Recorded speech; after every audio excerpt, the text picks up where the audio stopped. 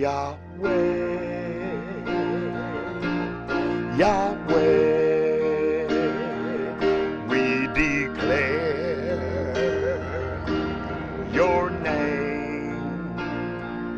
It is set apart above every name.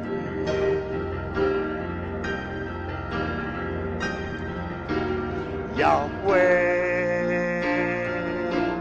Yahweh,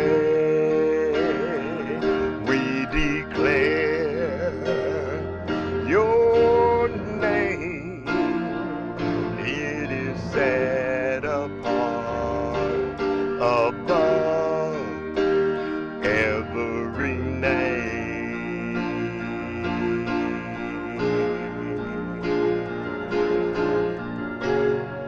It's the name of salvation, Yeshua. It's the name of peace, Yashalom. It's the name of healing, Yahrabeka. Yahweh, your name's everything. Yahweh, Yahweh, we declare your sweet name is set apart above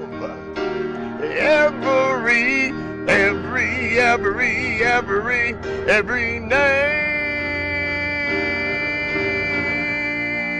Yahweh, Yahweh, we declare your sweet name is set apart above every name.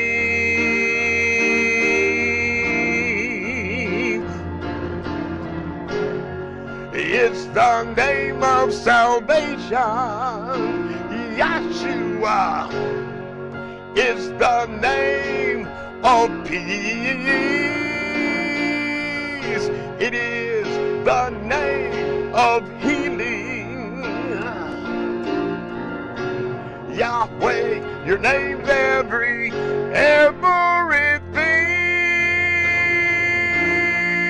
Yahweh, Yahweh, we declare your sweet name is set apart above every name. Yahweh, Yahweh, we declare your sweet name is set apart above every name. Whoa, it is set apart above every name. My, is set apart above every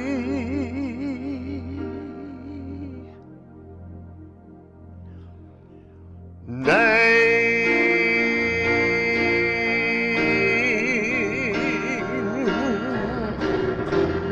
The sweet name of Yahweh.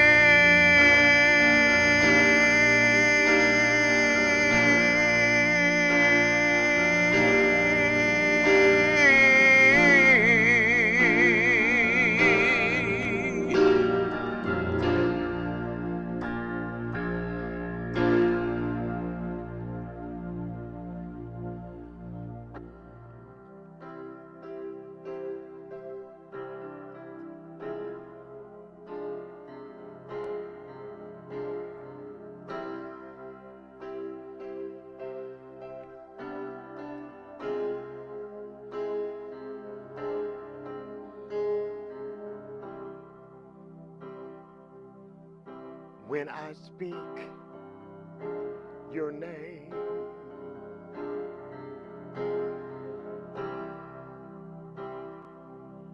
I know I have the answer.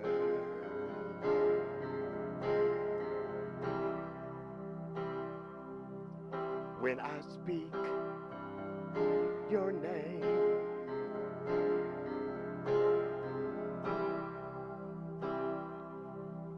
I know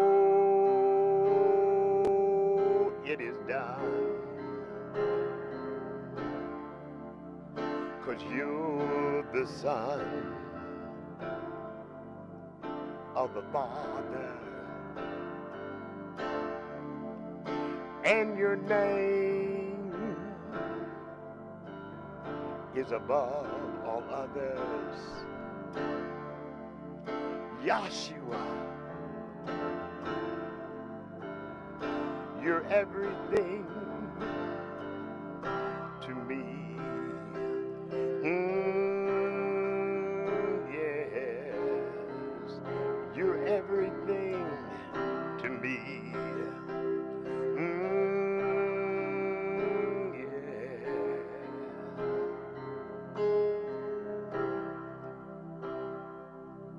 When I pray in your name,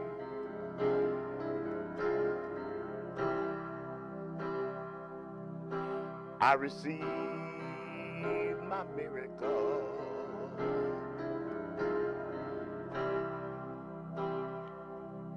When I pray in your name,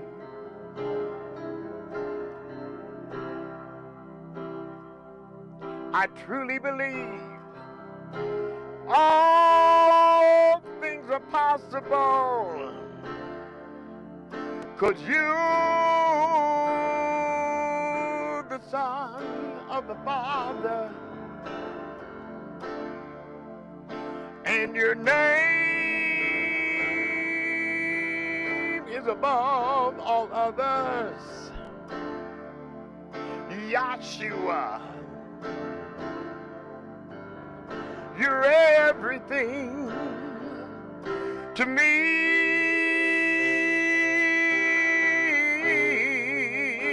You're everything to me.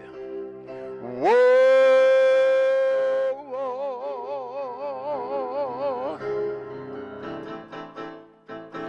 You are my salvation. You are my mediation. You are my intercession. Yahweh, your name is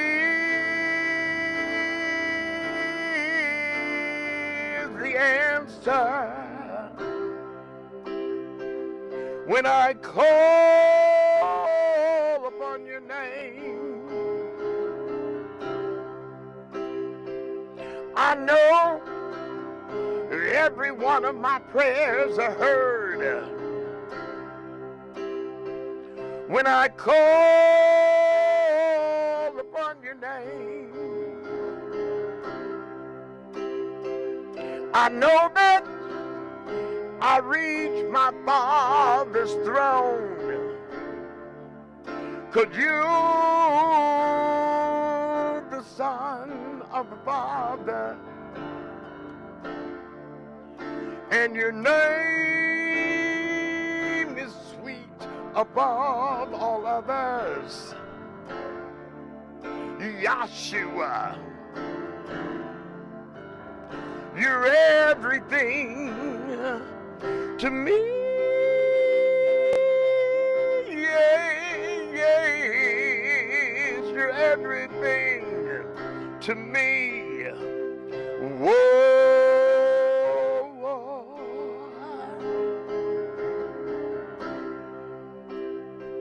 When I call upon your name, I reach my Father's throne. When I pray in your name, I receive my miracle. When I speak the sweet, sweet name of Yahshua.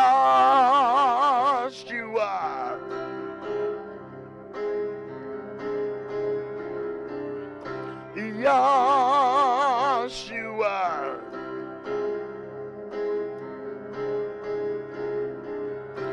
Yahshua.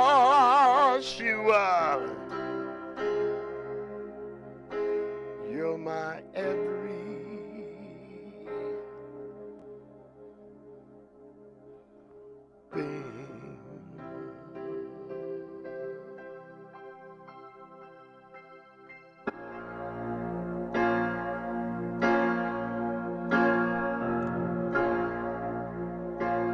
Where there's peace, there is joy. That's why the Mashiach wants to come in your heart. He places hope way down deep inside. His power and love shall abide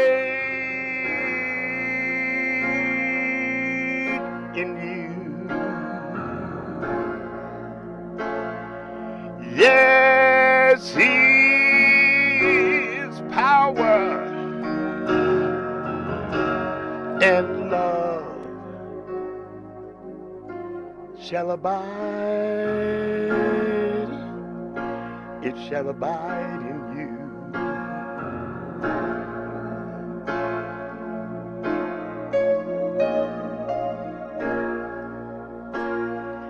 Yahshua said, drink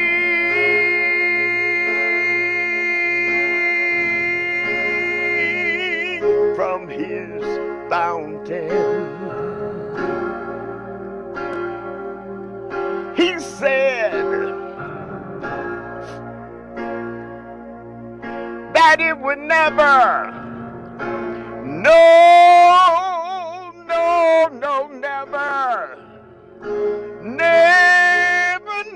never, ever run dry, but it would flow as living water into everlasting life. My, Yahshua. My, Mashiach. My, Yahshua. You've been so good to me, been so good, yeah, you've been so good to me.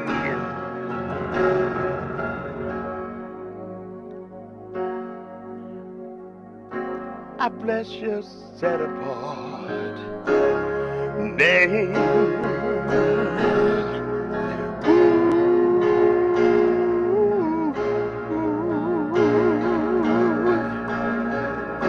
You've been so good to me.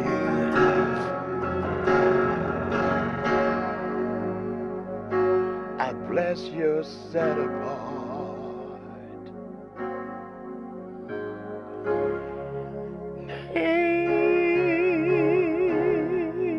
Yes, I do.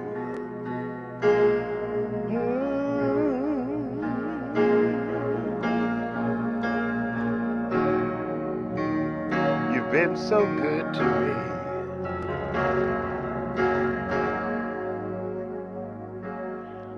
bless your set apart name.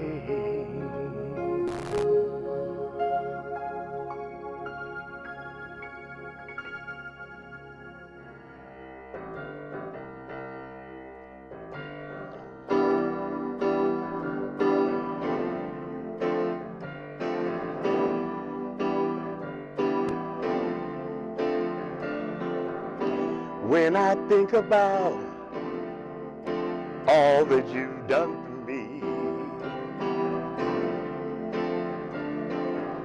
something happens way down deep inside of me, makes me wanna sing. Ooh-wee, my, oh my.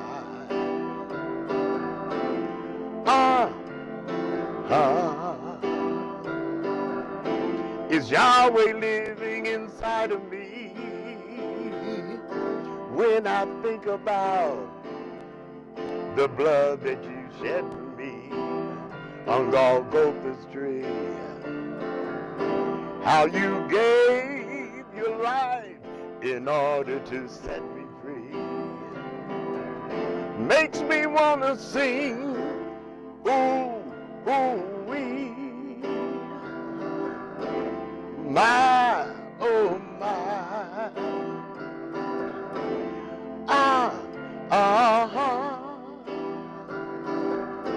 Is Yahweh living inside of me?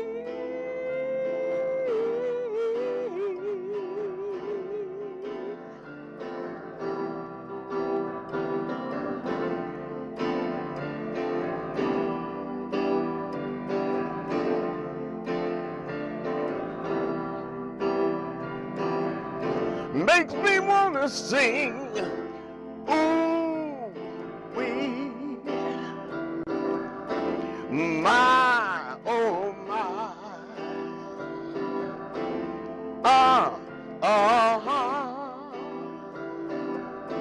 It's Yahweh living inside of me. When I think about Yahshua coming again,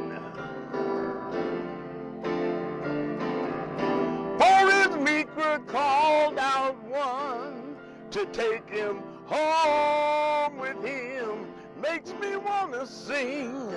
Woo, woo, woo, woo, woo, wee. My, my, my, my, my, my.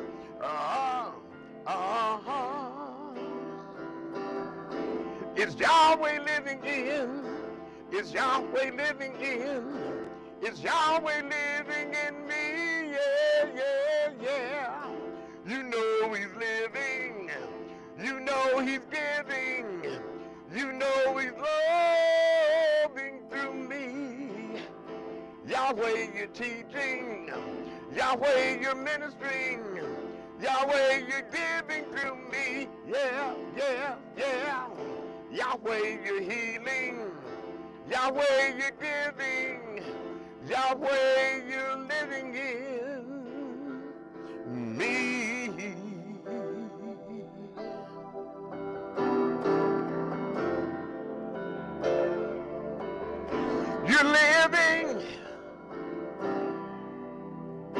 You're living in me. Yahweh, you're living in. Yahweh, you're teaching through. Yahweh, you're ministering through. Yahweh, you're healing through. Because you're living in me.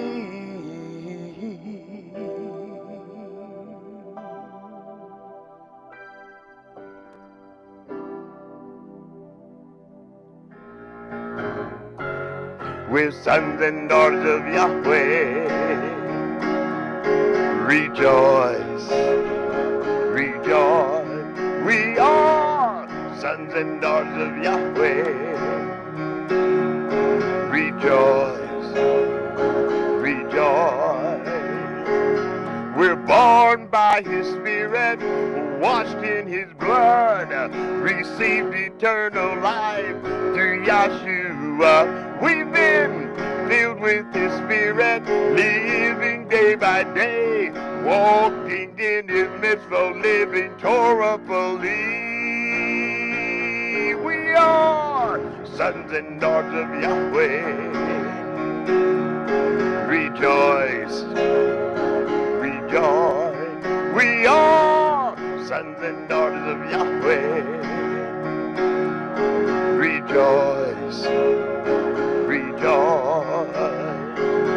We will not be discouraged. We will not be dismayed.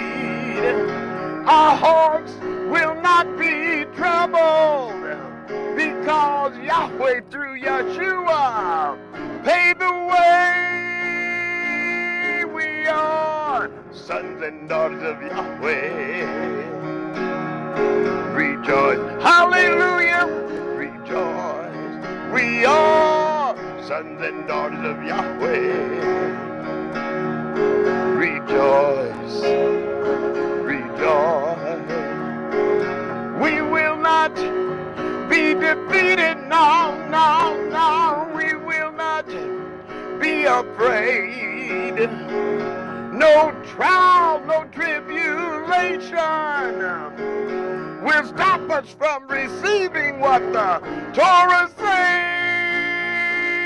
We are sons and daughters of Yahweh. Rejoice, hallelujah, rejoice. We are sons and daughters of Yahweh. Rejoice, rejoice.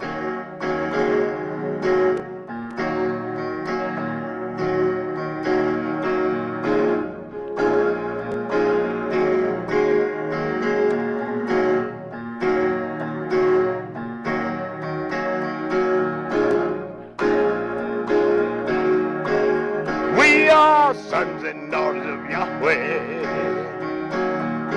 Rejoice, hallelujah, rejoice. We are sons and daughters of Yahweh. Rejoice, rejoice. We will not be defeated, no, no. We will not be afraid. No trial, no tribulation will stop us from receiving what the Torah said. We are sons and daughters of Yahweh. Rejoice, hallelujah. We are sons and daughters of Yahweh. Rejoice, hallelujah. Rejoice, hallelujah, rejoice, rejoice, hallelujah, rejoice.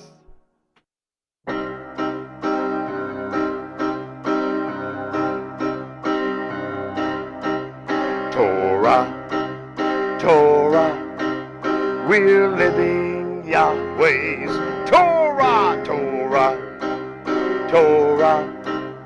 We're walking in Yahweh's word. Torah, Torah. We're living Yahweh's Torah, Torah, Torah. We're walking in Yahweh's word.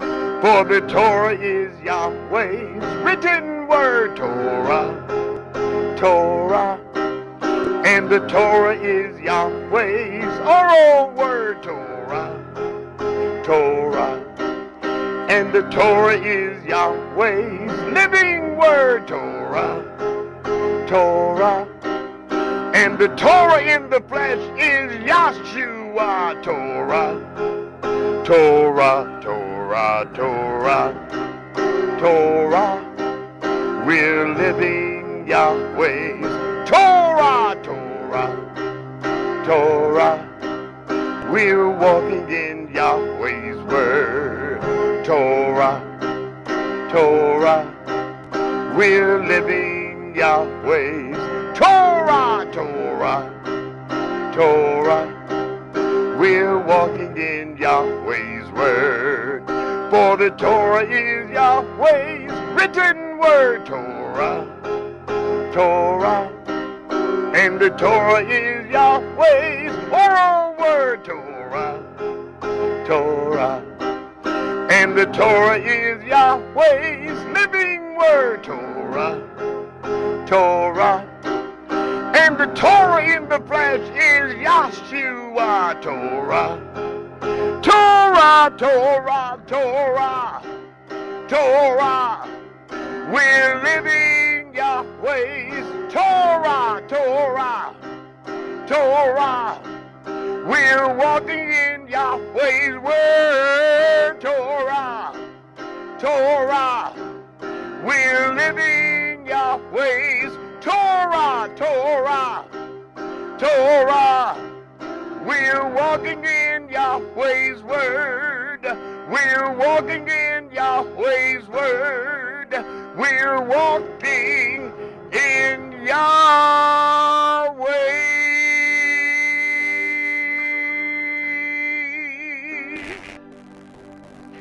word.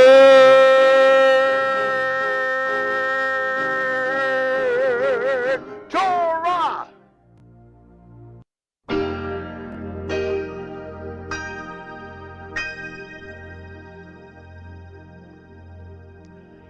Yahweh, Yahweh, we declare your name. It is set apart above every name.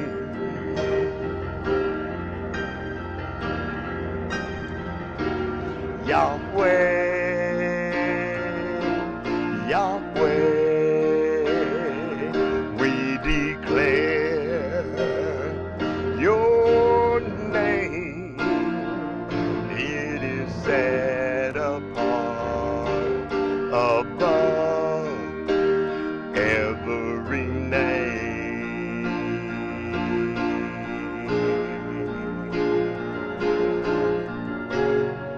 It's the name of salvation, Yahshua.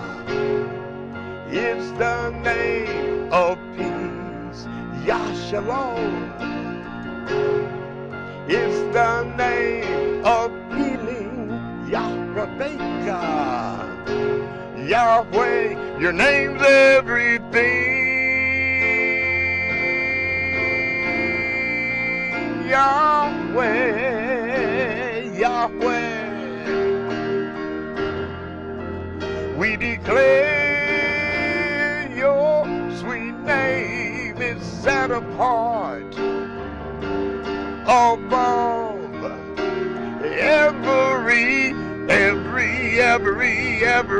every name. Yahweh, Yahweh. We declare your sweet name is set apart above every name.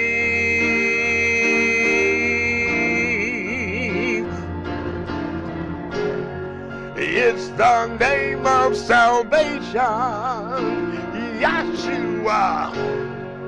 It's the name of peace. It is the name of healing. Yahweh, your name's everything.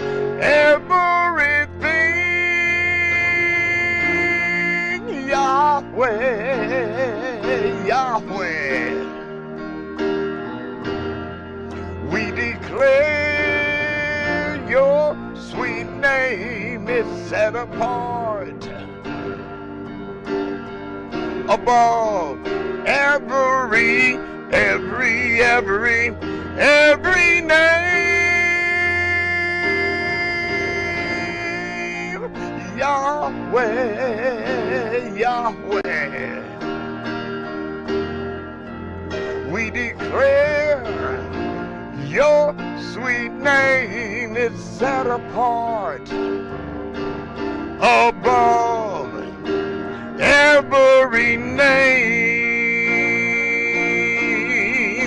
Whoa, it is set apart above every name. My, is set apart above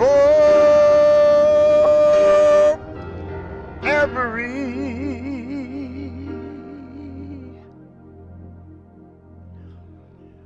name.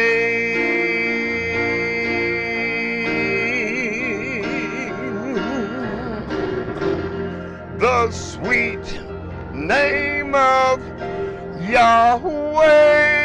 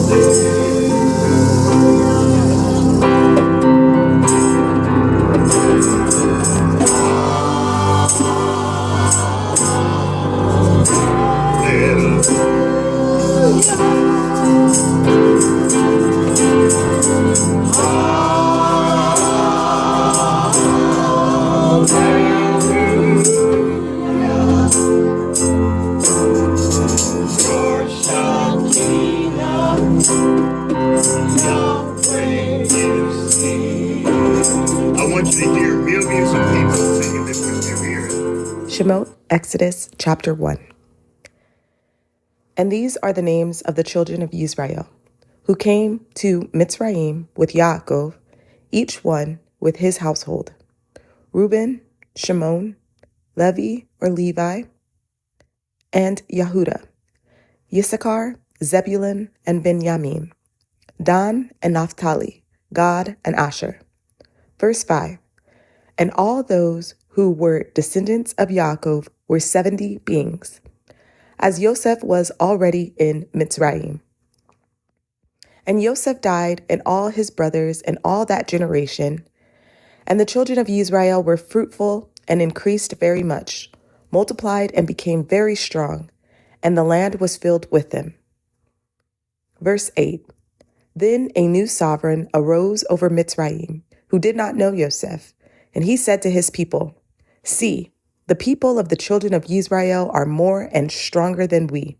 Come, let us act wisely toward them, lest they increase, and it shall be, when fighting befalls us, that they shall join our enemies and fight against us, and shall go up out of the land. Verse 11. So they set slave masters over them to afflict them with their burdens, and they built for Pharaoh supply cities, Pithom and Ramesses. But the more they afflicted them, the more they increased and grew, and they were in dread of the children of Israel. And the Mitzrites made the children of Israel serve with harshness, and they made their lives bitter with hard bondage in mortar and in brick and in all kinds of work in the field. All their work which they made them do was with harshness. Verse 15. Then the sovereign of Mitzrayim spoke to the Hebrew midwives, of whom the name of one was Shiphrah, and the name of the other was Puah. And he said, When you deliver the Hebrew women and see them on the birth stools, if it is a son, then you shall put him to death. But if it is a daughter, then she shall live. But the midwives feared the Mighty One, and did not do as the sovereign of Mitzrayim commanded them, and kept the male children alive. So the sovereign of Mitzrayim called for the midwives and said to them, Why have you done this, and kept the male children alive? And the midwives said to Pharaoh, Because the Hebrew women are not like the Mitzrayim women, for they are lively and give birth before the midwives come to them. So the Mighty One was good to the midwives, and the people increased and became very numerous. Verse 21. And it came to be, because the midwives feared the Mighty One, that he provided households for them. And Pharaoh commanded all his people, saying, Throw every son who is born into the river, and keep alive every daughter. Exodus, Shemot, chapter 2. And a man of the house of Levi, went and married a daughter of Levi. And the woman conceived and bore a son. And she saw he was a lovely child, and she hid him 3 months. And when she could hide him no more, or no longer, she took an ark of wicker for him, and coated it with tar and pitch, and put the child in it, and laid it in the reeds by the edge of the river. And his sister stood at a distance to know what would be done to him. Verse 5. And the daughter of Pharaoh came down to wash herself at the river, and her young women were walking by the riverside. And when she saw the ark among the reeds, she sent her female servant to get it. And she opened it and saw the child, and see, the baby wept. So she had compassion on him and said, This is one of the children of the Hebrews.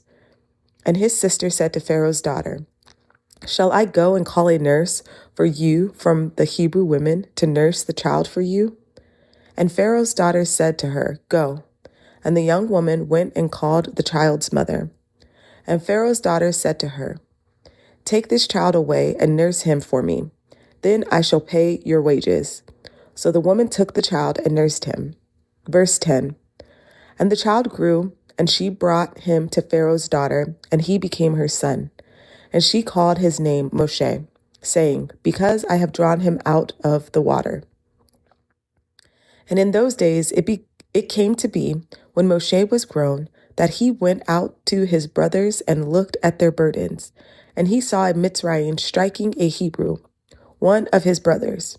So he turned this way and that way, and he saw no one. He struck the Mitzrayim and hid him in the sand. And he went out the second day and saw two Hebrew men fighting. And he said to the one who did the wrong, "Why do you strike your neighbor?" And he said, "Who made you a head and a judge over us? Do you intend to kill me as you killed the Mitzrayim?" And Moshe feared and said, "Truly the matter is known." Verse 15. And Pharaoh heard of this matter, and he sought to kill Moshe. But Moshe fled from the face of Pharaoh and dwelt in the land of Midian. And he sat down by a well. And the priests of Midian had 7 daughters. And they came and drew water, and they filled the troughs to water their father's flock. But the shepherds came and drove them away. Then Moshe stood up and came to their rescue and watered their flock. And they came to Reuel, their father, and he said, "How is it that you have come so soon today?" And they said, "A Mitzrayim rescued us from the hand of the shepherds, and he also drew enough water for us and watered the flock." Verse 20, and he said to his daughters, "And where is he? Why did you leave the man? Call him and let him eat bread." And Moshe agreed to dwell with the man, and he gave Zipporah his daughter to Moshe. And she bore him a son, and he called his name Gershom. And he said, "I have become a sojourner in a foreign land." And it came to be, after those many days, that the sovereign of Mitzrayim died. And the children of Israel groaned because of the slavery, and they cried out. And their cry came up to the Mighty One because of the slavery. And the Mighty One heard their groaning, and the Mighty One remembered his covenant with Abraham, with Yitzhak, and with Yaakov. And the Mighty One looked on the children of Israel, and the Mighty One knew. Shemot, Exodus, chapter 3, verse 1. And Moshe was shepherding the flock of Yethro, his father-in-law, the priest of Midian. And he led the flock to the back of the wilderness and came to Horeb, the mountain of the Mighty One. And the messenger of Yahweh appeared to him in a flame of fire from the midst of a bush. And he looked and saw the bush burning with fire, but the bush was not consumed. And Moshe said, "Let me turn aside now and see this great sight, why the bush does not burn." And Yahweh saw that he turned aside to see. And the Mighty One called to him from the midst of the bush and said, "Moshe, Moshe." And he said, "Here I am." And he said, "Do not come near here. Take your sandals off your feet, for the place on which you are standing is set apart ground." And he said, "I am the Mighty One of your father, the Mighty One of Abraham, the Mighty One of Yitzhak, and the Mighty One of Yaakov." And Moshe hid his face, for he was afraid to look at the Mighty One. And Yahweh said, "I have indeed seen the oppression of my people, who are in Mitzrayim, and have heard their cry because of their slave drivers, for I know their sorrows. And I have come down to deliver them from the hand of the Mitzrites, and to bring them up from that land to a good and spacious land, to a land flowing with milk and honey, to the place of the Canaanites and the Hittites and the Amorites and the Perizzites and the Hivites and the Jebusites. And now, see, the cry of the children of Israel has come to me, and I have also seen the oppression with which the Mitzrites oppress them." Verse 10. "And now, come, I am sending you to Pharaoh to bring my people, the children of Israel, out of Mitzrayim." And Moshe said to the Mighty One, "Who am I that I should go to Pharaoh, and that I should bring the children of Israel out of Mitzrayim?" And he said, "Because I am with you, and this is to you the sign that I have sent you. When you have brought the people out of Mitzrayim, you are to serve the Mighty One on this mountain." And Moshe said to the Mighty One, "See, when I come to the children of Israel and say to them, 'The Mighty One of your fathers has sent me to you,' and they say to me, 'What is his name?' what shall I say to them?" And the Mighty One said to Moshe, "I am that which I am." And he said, Thus you shall say to the children of Israel, I am has sent me to you. And the mighty one said further to Moshe, Thus you are to say to the children of Israel, Yahweh, the mighty one of your fathers, the mighty one of Abraham, the mighty one of Yitzhak, and the mighty one of Yaakov, has sent me to you. This is my name forever, and this is a remembrance to all generations. Verse 16, Go, and you shall gather the elders of Israel together, and say to them, Yahweh, the mighty one of your fathers, the mighty one of Abraham, of Yitzhak, and of Yaakov, appeared to me, saying, I have indeed visited you, and seen what is done to you in Mitzrayim. And I say, I am bringing you up out of the affliction of Mitzrayim to the land of the Canaanite, and the Hittite, and the Amorite, and the Perizzite, and the Hivite, and the Jebusite, to a land flowing with milk and honey. And they shall listen to your voice, and you shall come, you and the elders of Israel, to the sovereign of Mitzrayim, and you shall say to him, Yahweh, the mighty one of the Hebrews, has met with us. And now please let us go 3 days' journey into the wilderness to slaughter to Yahweh our mighty one. But I know that the sovereign of Mitzrayim is not going to let you go, not even by a strong hand. Verse 20, And I shall stretch out my hand and strike Mitzrayim with all my wonders, which I shall do in its midst. And after that he shall let you go. And I shall give this people favor in the eyes of the Mitzrites, and it shall be that when you go, you shall not go empty-handed. Verse 22, But every woman shall ask from her neighbor and from the stranger in her house objects of silver and objects of gold and garments. And you shall put them on your sons and on your daughters, and shall plunder the Mitzrites. Shemot, Exodus chapter 4. And Moshe answered and said, If they do not believe me, nor listen to my voice, and say, Yahweh has not appeared to you. And Yahweh said to him, What is that in your hand? And he said, A rod. And he said, Throw it on the ground. So he threw it on the ground, and it became a serpent. And Moshe fled from it. And Yahweh said to Moshe, Reach out your hand and seize it by the tail. So he reached out his hand and took hold of it, and it became a rod in his hand. Verse 5, So that they believe that Yahweh, the mighty one of their fathers, the mighty one of Abraham, the mighty one of Yitzhak, and the mighty one of Yaakov, has appeared to you. And Yahweh said to him again, Now put your hand in your bosom. And he put his hand in his bosom. And when he took it out, and see, his hand was leprous, like snow. And he said, Put your hand in your bosom again. So he put his hand in his bosom again, and drew it out of his bosom. And see, it was restored like his other flesh. And it shall be, if they do not believe you, nor listen to the voice of the first sign, they shall believe the voice of the latter sign. And it shall be, if they do not believe even those two signs, or even these two signs, or listen to your voice, that you shall take water from the river and pour it on the dry land. And the water which you take from the river shall become blood on the dry land. Verse 10, And Moshe said to Yahweh, O Yahweh, I am not a man of words, neither before nor since you have spoken to your servant, for I am slow of speech and slow of tongue. And Yahweh said to him, Who has made man's mouth, or who makes dumb, or deaf, or seeing, or blind? Is it not I, Yahweh? And now go, and I shall be with your mouth and teach you what to say. And he said, O Yahweh, please send by the hand of him whom you would send. Verse 14, And the displeasure of Yahweh burned against Moshe, and he said, Is not Aaron the Levite or Levite your brother?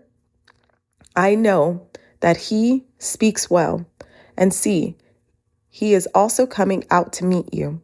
And when he sees you, he shall be glad in his heart. Verse 15, And you shall speak to him and put the words in his mouth. And I am with your mouth and with his mouth. And I shall teach you what to do. Verse 16, And he shall speak for you to the people. And it shall be that he shall be a mouth for you, and you shall be a mighty one for him. and take this rod in your hand with which you shall do the signs. Verse 18.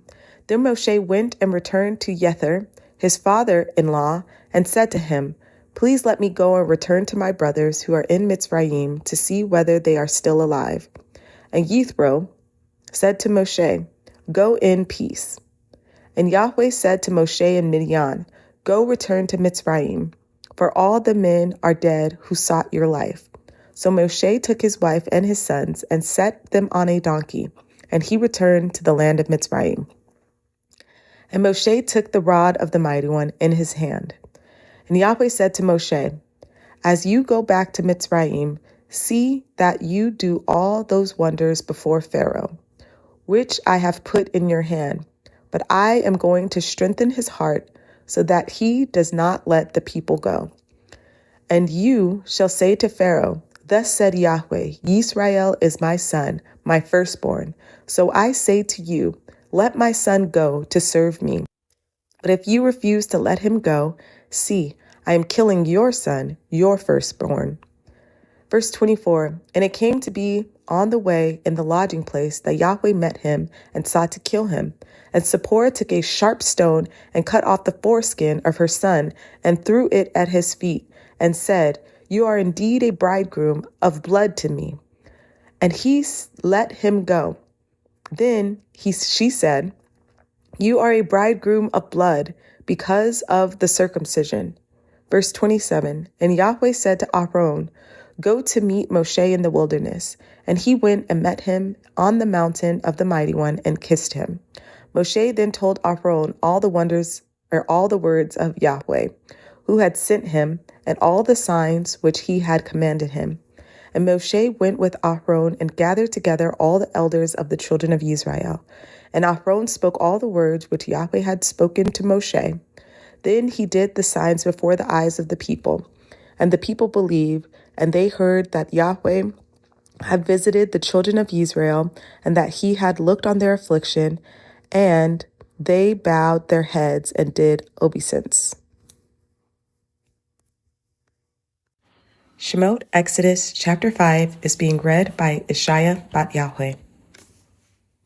And afterwards Moshe and Aaron went in and said to Pharaoh, Thus said Yahweh, the Mighty One of Israel, Let my people go, so that they celebrate a festival to me in the wilderness.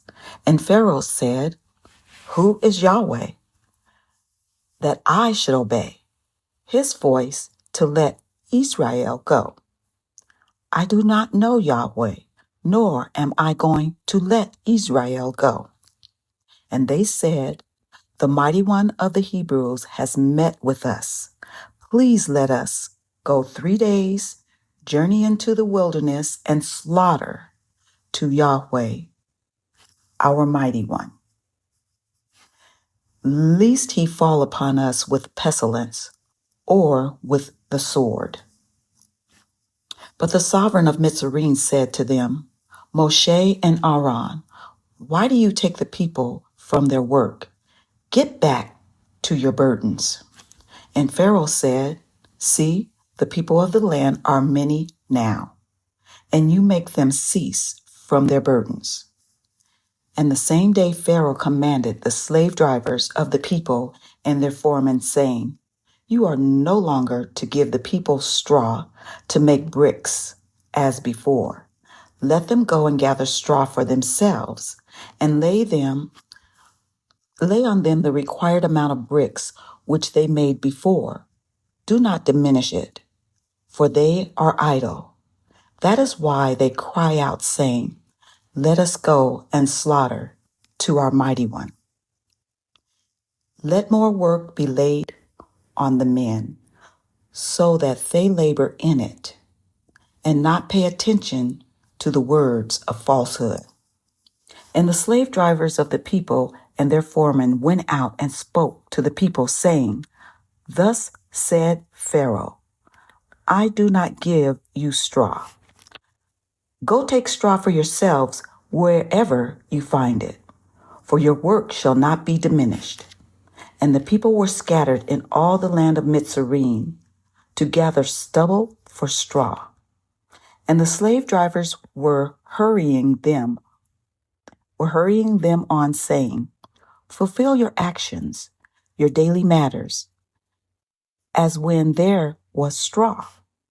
Also the foremen of the children of Israel, whom Pharaoh's slave drivers had set over them, were struck and were asked, "Why have you not fulfilled your law in making bricks both yesterday and today as before?" And the foreman of the children of Israel came and cried out to Pharaoh, saying, "Why do you treat your servants this way? There's no straw given to your servants." And they say to us, "Make bricks." And see, your servants are struck, but your own people are at fault. But he said, "You are idle. You are idle. That is why you say, let us go and slaughter to Yahweh. So now go, work, and straw is not given to you, but deliver the amount of bricks." And the foreman of the children of Israel saw that they were in trouble after it was said, "You are not to diminish your daily amount of bricks." And when they came out from Pharaoh, they met Moshe and Aaron, who stood there to meet them. And they said to them, "Let Yahweh look on you and judge, because you have made us loathsome in the eyes of Pharaoh and in the eyes of his servants, to give a sword in their hand to kill us." And Moshe returned to Yahweh and said, "Yahweh, why have you done evil to this people? Why did you send me? For ever since I came to Pharaoh to speak in your name, he has done evil to this people, and you have not delivered your people at all." Exodus, Shemot, chapter 6, verse 1 only. And Yahweh said to Moshe, "Now see what I do to Pharaoh, for with a strong hand he is going to let them go, and with a strong hand he is going to drive them out of his land." Amen.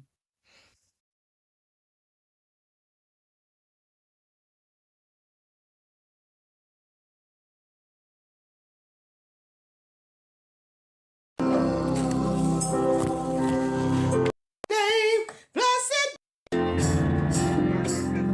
Oh, Yahweh.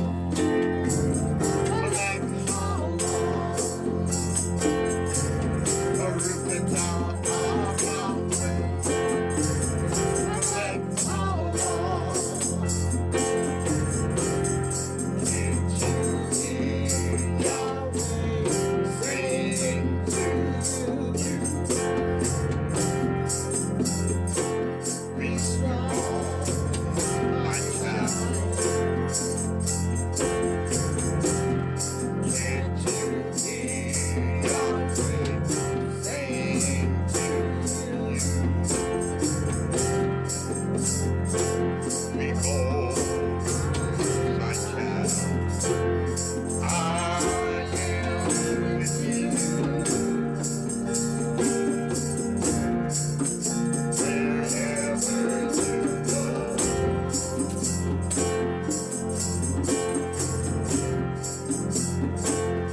I am with you. In whatever you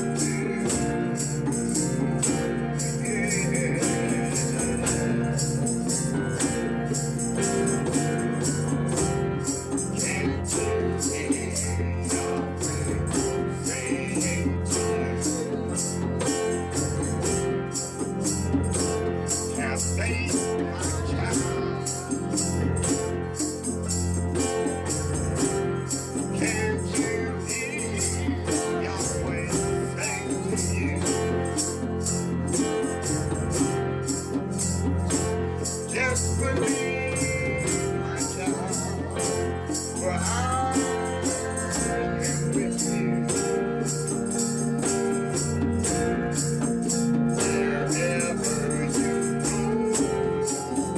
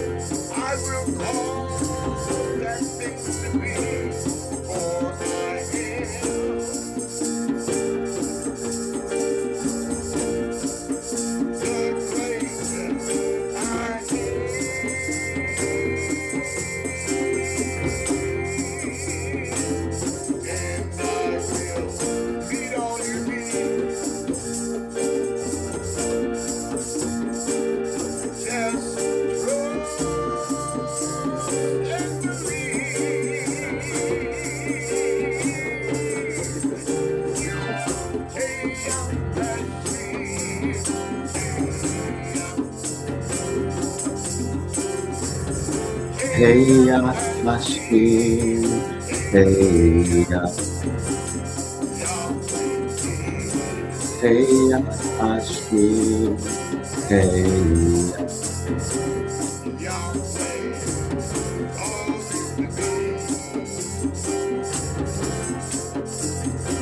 That's why we sing Baruch atah Yahweh. We sing Baruch atah Yahweh. Blessed be your name, Father Yahweh, King of the universe. Blessed be your name, Father Yahweh, King of the universe.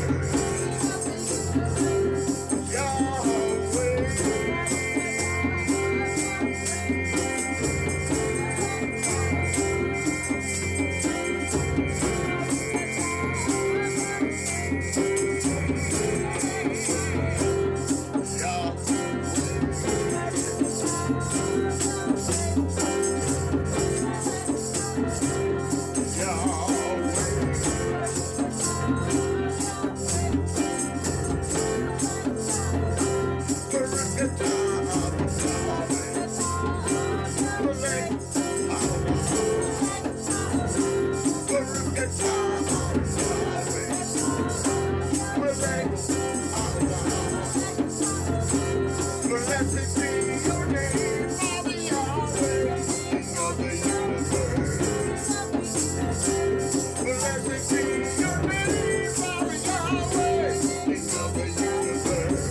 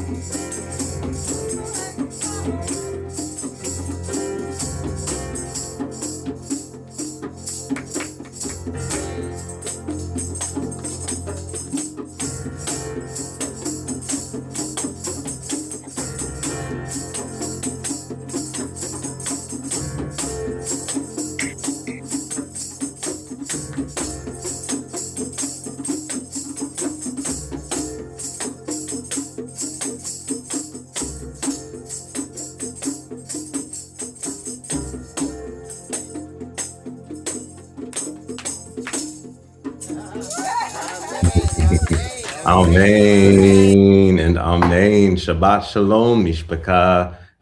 We are listening to this song by Rabia and crew for a reason, and it is because this song is based upon this parsha. And I should actually begin by saying Shabbat Shalom. But this song is based upon the parsha that we are in this week. It is all about hearing Father Yahweh's voice. Can't you hear Yahweh saying to you? So hearing Father Yahweh's voice. And it is based upon understanding the response that Father Yahweh has for Moshe when he's asking, well, who is it that I should tell our people when they ask, who has sent me? And the Father responds, Heya Asher Heya. Heya Asher Heya. Um, and we're going to understand what that means, I think, throughout the course of our message today. But what's important is Heya Asher Heya is a code. It is a code that is enwrapped in the garment of a name. And the entirety of this week's Parsha is about names. Hence, why it is called Parsha Shemot, which just simply means names. It's the Parsha of names. Why? Why is it about names? What does that mean? I mean, this is the beginning of a very incredible account about Father Yahweh's revelation knowledge and Father Yahweh finding a leader to take the people of Israel from their bondage. Why isn't it called freedom, for example? Why isn't it called redemption? Why isn't it called revelation? It's called names. And Rabia had the discernment, but also the spiritual connection with the creator of the universe to create a song about the most important moment in this Parsha, which is when Father Yahweh reveals his true name,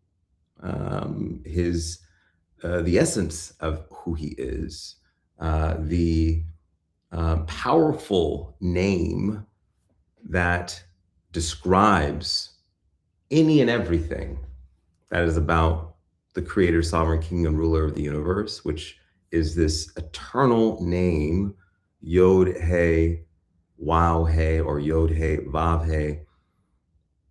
But before that, before he reveals the essence of his true name, he says, well, I am that I am. I will cause to be what I will cause to be. Heya Asher Heya. That's what he says as an initial point. And it gets to the essence of what Parsha Shemot is about. It is about a continuation of everything that we've just learned in Bereshit. It is not a stop and start. It is not a that was over there, now we're over here. It is a yes, and it is a continuation. It is a transition that pulls everything from where we were into where we are. This is important. But names are clearly at the crux of the entire Parsha. And as we're talking about names, I want to talk and give a blessing, but also share a little bit about an important name that has been born in this moment. You all heard in the reading of the Torah, my sister and my mother reading. And they're going to be blessed for that, because anytime anyone reads during Shabbat, especially reads what is in the Torah for all of us to understand it, there is an immense blessing. So if you are asked to read, or if you are thinking, I want my week to be blessed, I would take advantage of some of the things that are already right in front of you on Shabbat, because they are going to ensure blessings, and reading the Torah for all of us is a blessing.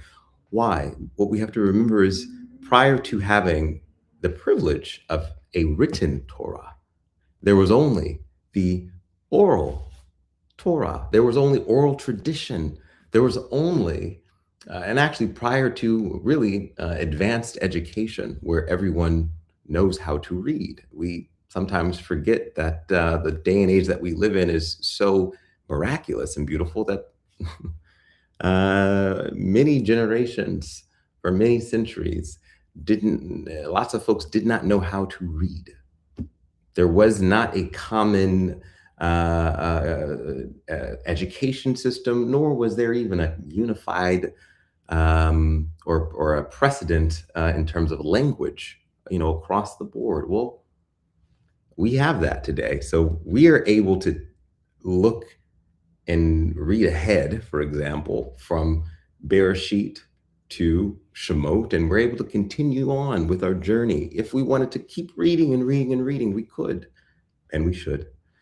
But back then, in the ancient days, in the days prior to the creation of the totality of the Torah or the Tanakh and the Brit Hadashah, all the people of Israel could do was essentially wait to get to the temple or the synagogue or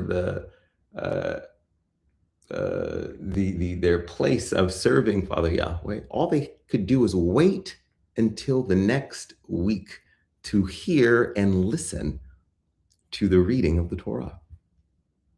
So if any of, when we're reading the Parsha, if it ends on some cliffhanger, for example, if it ends with something that feels unfinished, and you're on the edge of your seat, like, oh, what happens next? It would just end, and you would have to literally wait to be in front of the cantor or the person who reads the Torah or a rabbi to continue the account. And so when I say the reading of the Torah is an immense blessing, it's because for centuries, the only way our people could understand the guidebook of the creator of the universe is from hearing. And it's no wonder why we have something called the Shema. Hear, Israel. Hear, O Israel. Hear, O Israel. Not read, O Israel. Hear, because there's something about hearing the Torah, hearing the reading of the Torah, that is different from just simply reading it and you being in your head.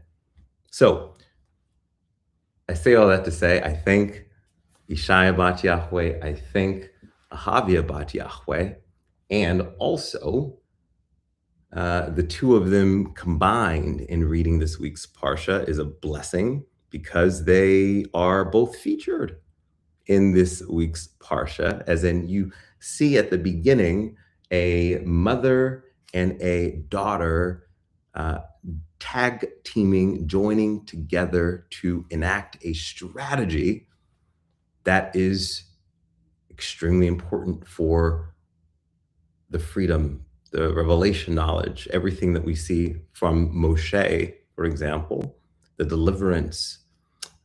It takes mother and daughter coming together for this to happen. So this is one reason why it's a blessing that they both read it. The other is to the point I made about names and there being an important revelation that has occurred about someone's name in the Ark of Yahweh. My sister, who we all know as Havia Bat Yahweh, Havia, the daughter of Yahweh, she has taken the action. She has taken the initiative, and she has followed the instruction of Father Yahweh in changing her name. And we know that we are in a season where this is happening. We know that my brother, Caleb, he did it last year. My sister has followed suit. She has done it this year. And her name is, drum roll, if you don't know, it is Miriam.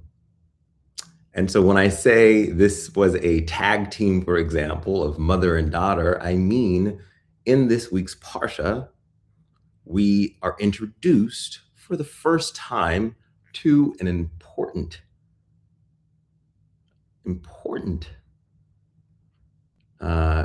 trend-setting, trailblazing woman by the name of Miriam, who is Moshe's sister. Miriam is my sister's new blessed name. And is so Miriam is her first name. Ahavia is her middle name. And so we praise Father Yahweh for the fact that she has listened to his instruction, but also that she has brought down upon herself the blessings that are enwrapped in a name, both Miriam and Ahavia. We praise Father Yahweh for whomever is going to take the mantle of continuing the transition from our Goim names to our free Yahweh given names, the names that are about speaking life upon everything that our hands touch, everything that our eyes set out to do, everything that we are about. This is we spoke at length last year about why this is important, and so not just the spiritual version of it, but the legal version of it, as in I'm going to file my name change. I'm going to go through the process of transitioning and telling everybody who I am and what my new name is. And so blessings upon the name of Miriam, and Shemot, which is about names. Heya, Asher, Heya, which is a name. Yahweh, which is a name. This Parsha is about names. Why? Well, because what we see in the Parsha prior to this week, which was Parsha Vayera, what we see is that as there's a transition happening, meaning Yosef and Yaakov, Yaakov, father, and Yosef, one of the sons of Yaakov, they transition from out of this world. They, quote unquote, as the world understands it, die. They ascend to Shemaim. This is what happens in last week's Parsha. And as this, as the Torah tells us, as death is nearing, right? As death is nearing, it says that Yaakov, the father, gathers all of his children, gathers all of his grandchildren, gathers all of his family. And he does something that's really important. He speaks, he prays, and he speaks through that prayer, speaks blessings upon what? Is it upon the people? Is it upon the people who are gonna die? They're immortal? Is he speaking blessings upon just the flesh of the human being? And when that human being goes down into the ground, because it's not that person anymore, well, that blessing ends. Is that what's happening? He's speaking upon just the human being, that blessing? No, no. This is the importance of names when we understand it. Yaakov is speaking a blessing upon names. He's speaking a blessing upon Hebrew letters. He's speaking a blessing upon the DNA, the spiritual DNA, the physical DNA of every single individual that is part of Israel, each of the tribes of Israel. This is why names matter, because all throughout the Torah, you don't see anything that's happening in terms of blessings upon people. You don't see it over just the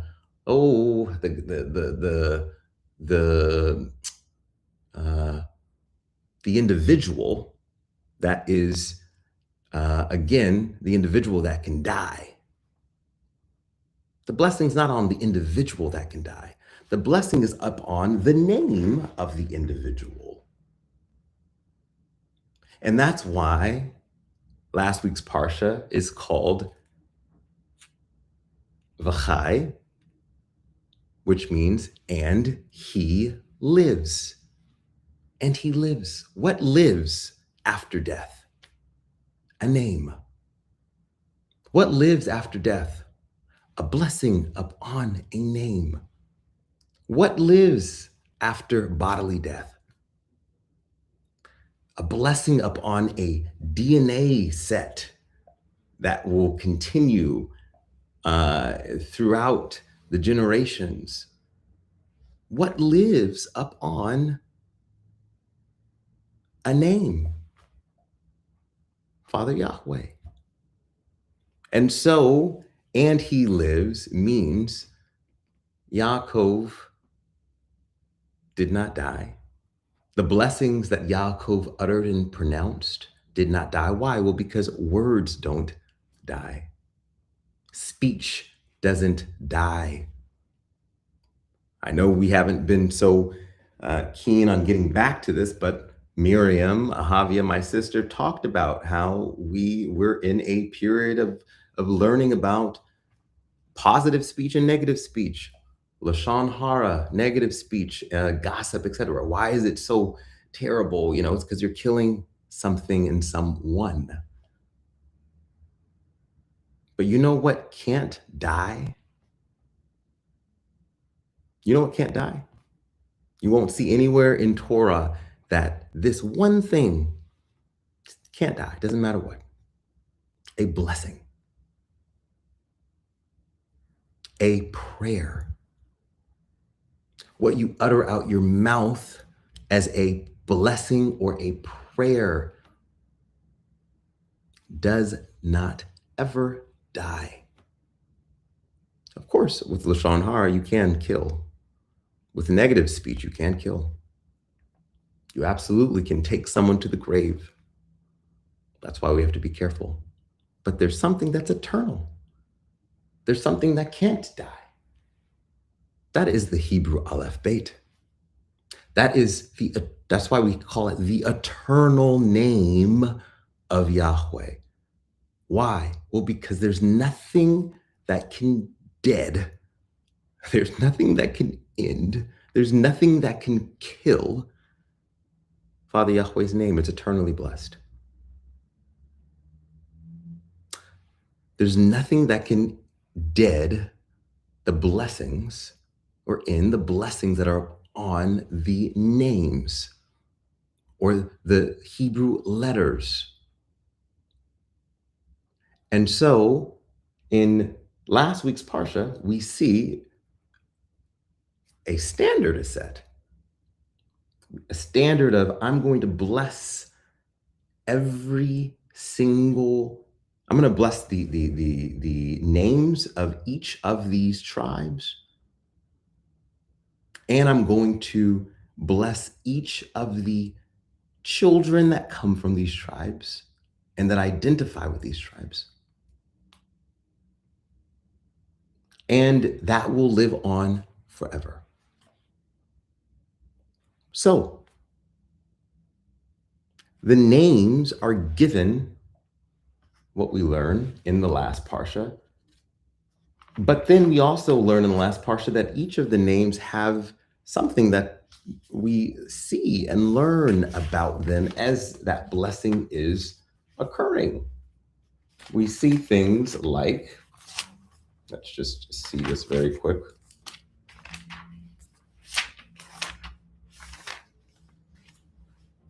I'm in chapter Bereshit, chapter 49,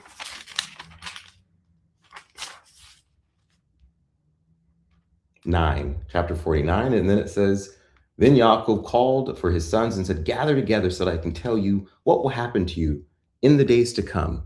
Okay. When you bless names and when you take part and take hold of those names, it is saying you are taking part of the foretelling of what is to come. As in, be careful what you name yourself. Be careful what you name your children. Be careful what you name things.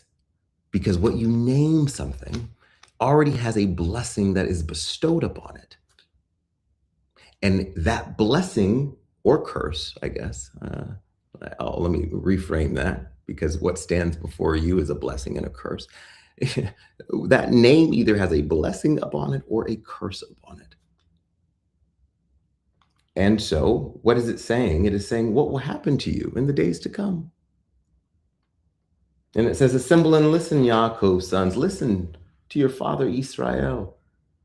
Reuben, you are my firstborn, my strength, first fruit in my manhood, excelling in rank, excelling in power. An important word for this week's Parsha, power, excelling in power. Unstable as water, you shall not excel, for you went up onto your father's bed and defiled it, wept up onto my couch. Shimon and Levi are brothers, weapons of violence, their wars. Let me never join their counsel, nor my honor of their assembly, for in their anger they killed men. At their whim they hamstrung oxen. Cursed be their anger, for it is most fierce, and their fury, for it is most cruel. Now, I know a lot of people read that and were like, well, I don't want to be from the tribe of, you know what tribes I don't want to be from? I don't want to be from the tribes of Shimon and Levi or Levi, because no, I don't want that. I don't want that up on me. Well, you got to keep reading, because what does it say? It says, I will divide them up in Yaakov and scatter them in Israel. Meaning, whatever you might think about what we just read about those names, they are part of every single tribe. And I'm not going to go too deep into this, but I'm just saying, yeah, there are two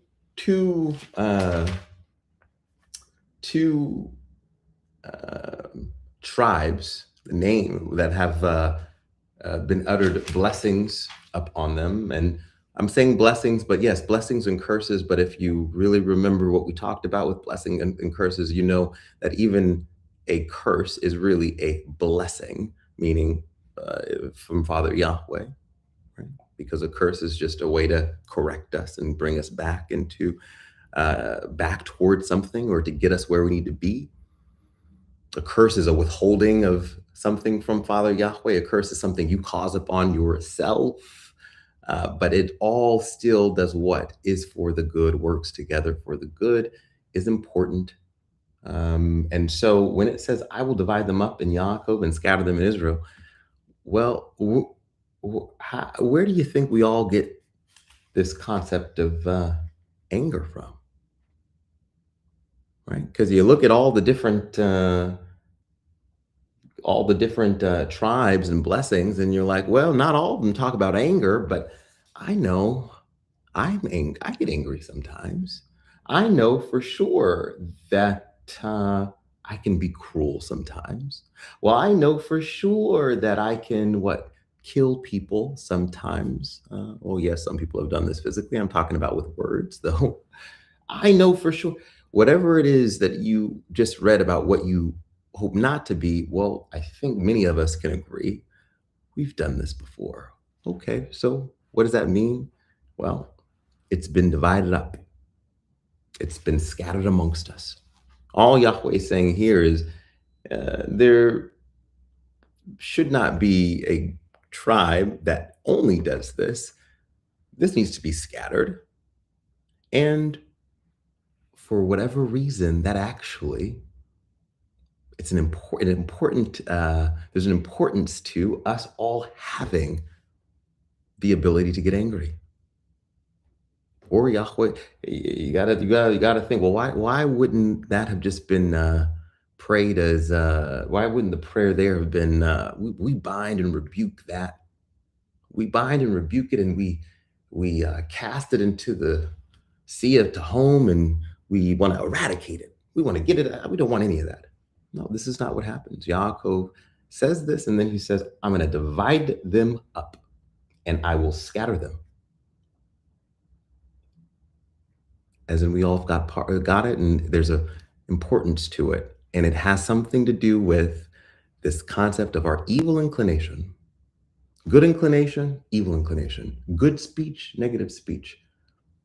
But these two inclinations that we have are from Father Yahweh. The evil inclination is not some random thing that's come out of nowhere. We all are born with an evil inclination. It doesn't come from because Hasatan is upon us. We all have it. Hasatan's not relevant when I'm talking about my evil inclination. Why? Well, because Yahweh, as I was born, gave me a good inclination and an evil inclination within my soul. What do we understand about this, though? What we understand is we're supposed to do what? Subdue our evil inclination. We're supposed to rule over our evil inclination. What is that? That's the soul. It's supposed to rule over the body. The body is our evil inclination. The soul is our good inclination. We're supposed to not have our body ruling our soul, but our soul ruling our body.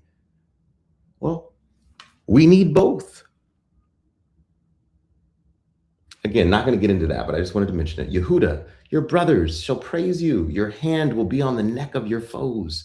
To you will your father's sons bow. Yehuda is a lion's club. I'm going to just read it a little bit more quickly so we can just get through this. Zebulun will live by the seashore. He will be a haven for ships.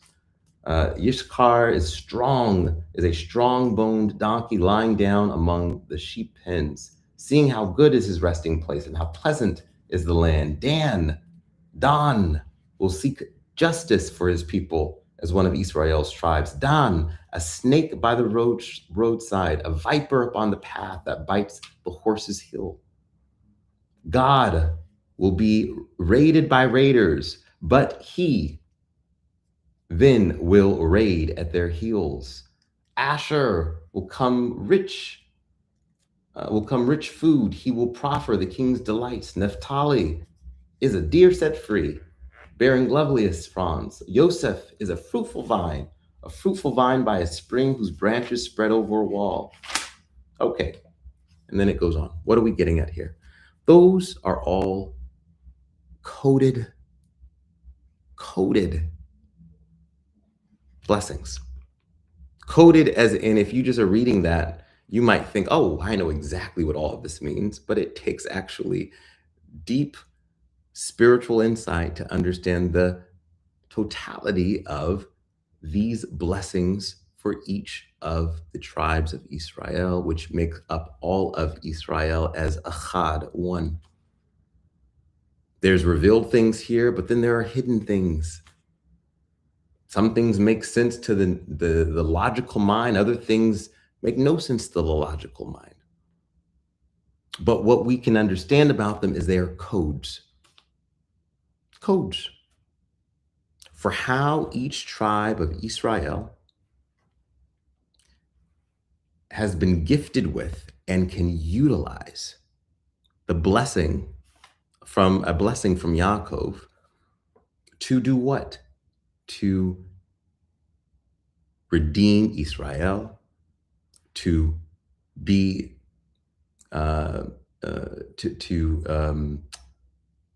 bring about the good news of Father Yahweh to the world, to walk in Yahweh's image and likeness, to perform the mission that you've been sent to do. Each of these names have a blessing upon them, which tells us what? That all of us have a spiritual gift. All of us have a spiritual gift. Now, if we know exactly what tribe we're from, well, then you can learn. It's sort of pretty easy to then learn about your, specific spiritual gift. But what we learn is it's not just here to tell us what our spiritual gift is and the blessing for our quote unquote tribe is. It's so that we know that through a name, through each of these names, we can utilize the powers that are encoded within the names to do what? And the blessings that are encoded within these names to propel us in our endeavors, to help us in our endeavors.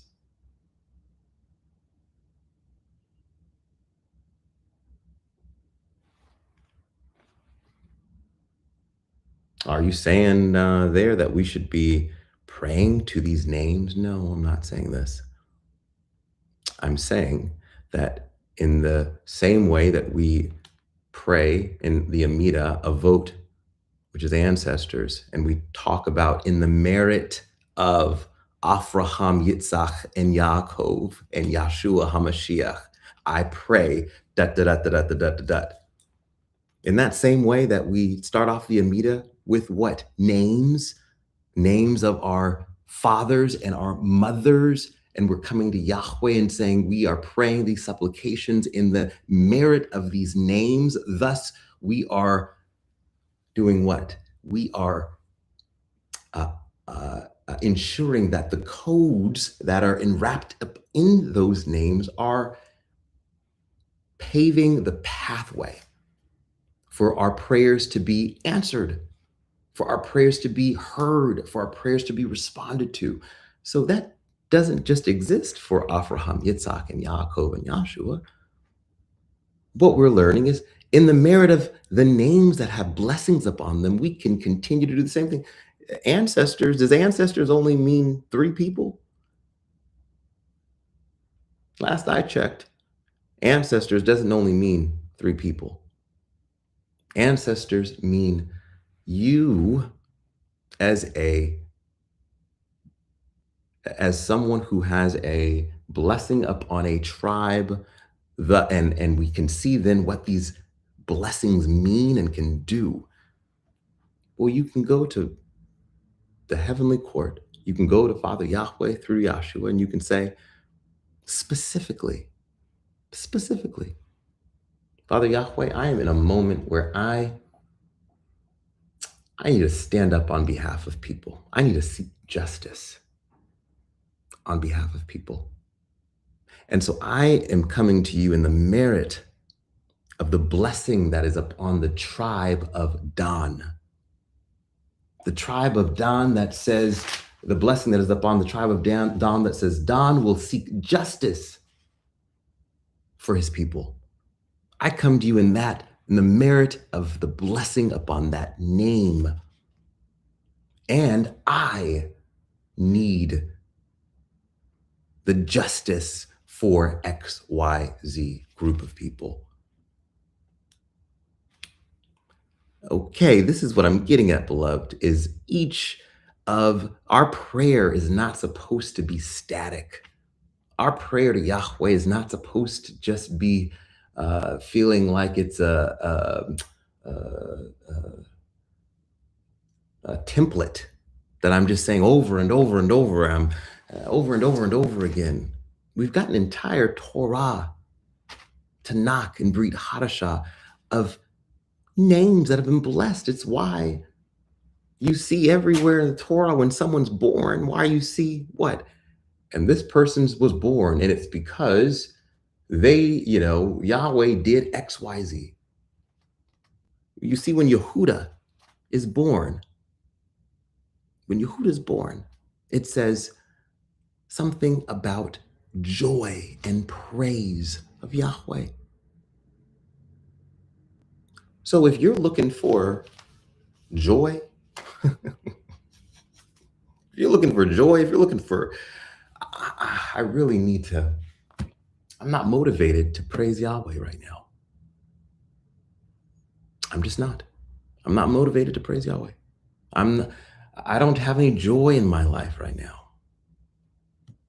We don't have to stay in that state, nor do we have to fake the funk.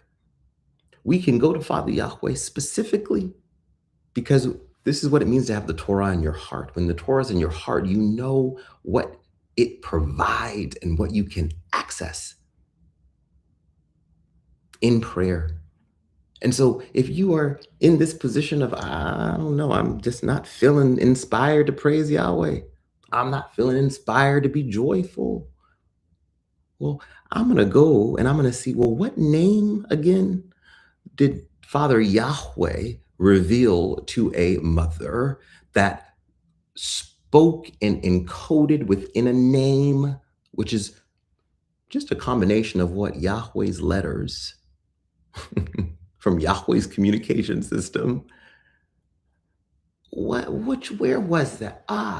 Yehuda, Father Yahweh, please bring upon me the blessings that are upon within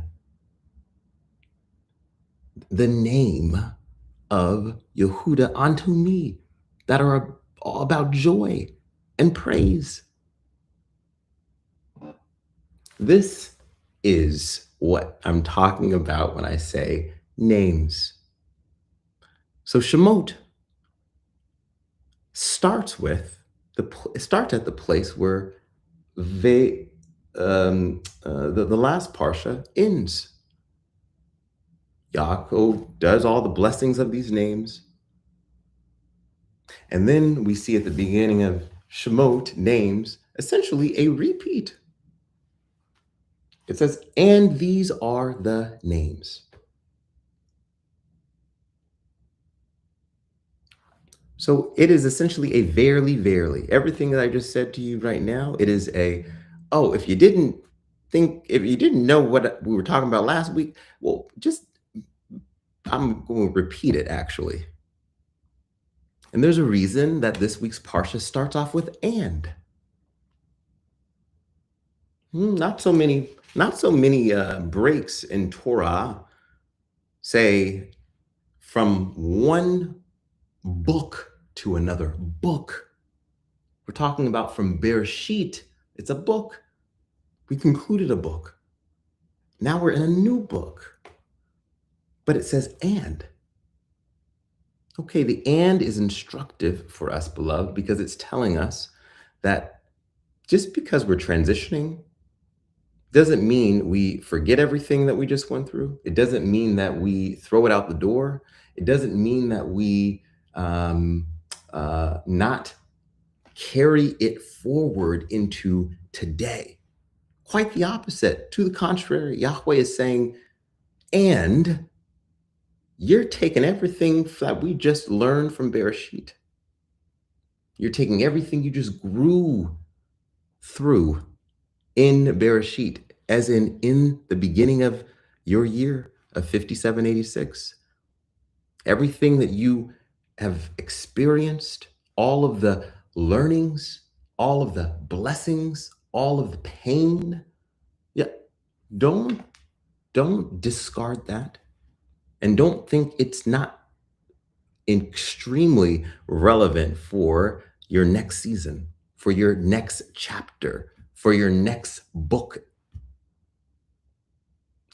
We're carrying it forward. You know, when we used to do the division, or excuse me, the multiplication, and you got, there's this method where you carry it forward, or carry it, you take it and you carry it over into the next, because it counts in the totality, but in the next column, got to carry it over. That's what this "and" means. We're carrying what we just went through and learned and grew to. We're not starting from scratch. We're not starting over. So the names are right back front and center for this reason. And everything that happened in the household of these names are carried over. Well, because Bereshit is all about the birth of of individuals, of people. Not people as a whole. I'm talking about simply individuals, as single folks. Everything that we see in Bereshit is really through the lens of singular people. What do I mean? Well, we see how there are accounts about 3 different individuals: Abraham, Yitzhak, and Yaakov. We see there are accounts about who? Yosef. Right? It's the perspective of Bereshit is very individualistic. And then we see also the perspective of Bereshit is very what? Family oriented. We see lots of disputes lots of disputes within family, siblings, mothers, fathers, uncles, aunties. We are seeing the birth of individuals and family units, and then the struggles of those individuals and family units. And so this week's Parsha, we are transitioning into a new birth. If last week and the months of prior to this were all about the birth of people as individuals, this week we are entering what? The birth of a nation, the birth of a people as a collective, the birth of a community, the birth of a united people, which is a continuation of building on top of what we've learned. Why? Well, because you can't build a community or a nation or a united people without the foundation of having built you up as a person and your families up as united. That's part of the blessing of, and what we've got to learn about why this, and we're still on just why it says and in Parsha Shemot, right? This continuation. Many of us think that we can, I know I've done this in life before, jump straight to wanting to help our community. Oh, yeah, I know what our community needs. Oh, yeah. I'm going to be at the meeting, that the teacher conference, parent-teacher conference, school board meeting. I want to be at the city council meeting. I'm going to be in Congress fighting and against this oppression. I'm going to go fight for my people. Okay, this is good. But this is not how you will achieve success if you have neglected or forgotten about or not maintained and held up the love for yourself, how to how to make yourself the best that you can be, how to uh, um, how you as a individual should be constantly seeking a higher, more elevated consciousness, higher, more elevated perspective, how you should be in relationship and fellowship to the creator of the universe, how you return back to the best version of yourself. If you haven't done that yet, you definitely can't skip ahead to trying to help a whole nation. What you talking about? You don't even know how to do it for yourself. If you've not done the work of figuring out how do I heal my family, oh, now we're on a different subject. Okay, so you got you as an individual, as one individual, but then Yahweh didn't just make us parts of islands to ourselves. Oh, if I got me under control, I'm good. No, no, no, no, no. I know some people like to live this way. This is still not going to bring success because you're not doing it in the way that Yahweh has ordered. The next piece is, oh, I need to now recognize I'm part of a what? A tribe. I'm part of a family. Why do you think we spend so many chapters on Yosef, Yaakov's family? We're talking about the breakdown of 12 tribes, but this is still one family we're talking about. Why do we spend so much time talking about Yosef and his brothers, and Yaakov and his wife, and the problem that he had with his wife, who was jealous of his maidservant, and then the dilemma between the stepbrother and the stepsister? This is not just to eat popcorn and watch, a Torah movie through reading. It's to tell us how serious it is that how we engage with our families, what we do to either bring about harm upon our families or bring about peace upon our families, matters for everything that we do. And why we've got so much strife in the world has a lot to do with how we're treating ourselves and how we're treating our families. Because a lot of people who are broken in those areas, not understanding the importance of them, are trying to jump ahead to, I want to go to Congress to change the thing, or, oh, what is Trump doing? Or, oh, what is this leader doing? Oh, this is terrible.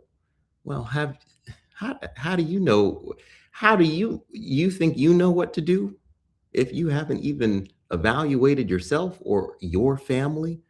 You're going to try and leapfrog ahead of. No, you can't do that. You can't do that. Foundationally, you can't do it. You can try, and then you will be like many of the flawed leaders that exist. We're not learning how to be a flawed leader. We're learning how to be a righteous leader. How to be a righteous leader is about coming from a truthful evaluation of, well, am I a righteous person? And a truthful evaluation of, is my family righteous? And if not, well, how do I solve for that first? Bereshit. That's where you start. With yourself, with your family. So at the end of Bereshit, we see something miraculous. We see a divided family becomes what? United. We see a divided family become what? Healed. We see a divided family face each other, confront the problem, and solve it. We see what? A divided family that had tensions. What? Ask for forgiveness. Someone had to be the bigger person, but importantly, someone had to recognize or the brothers, the group of brothers, had to recognize that they were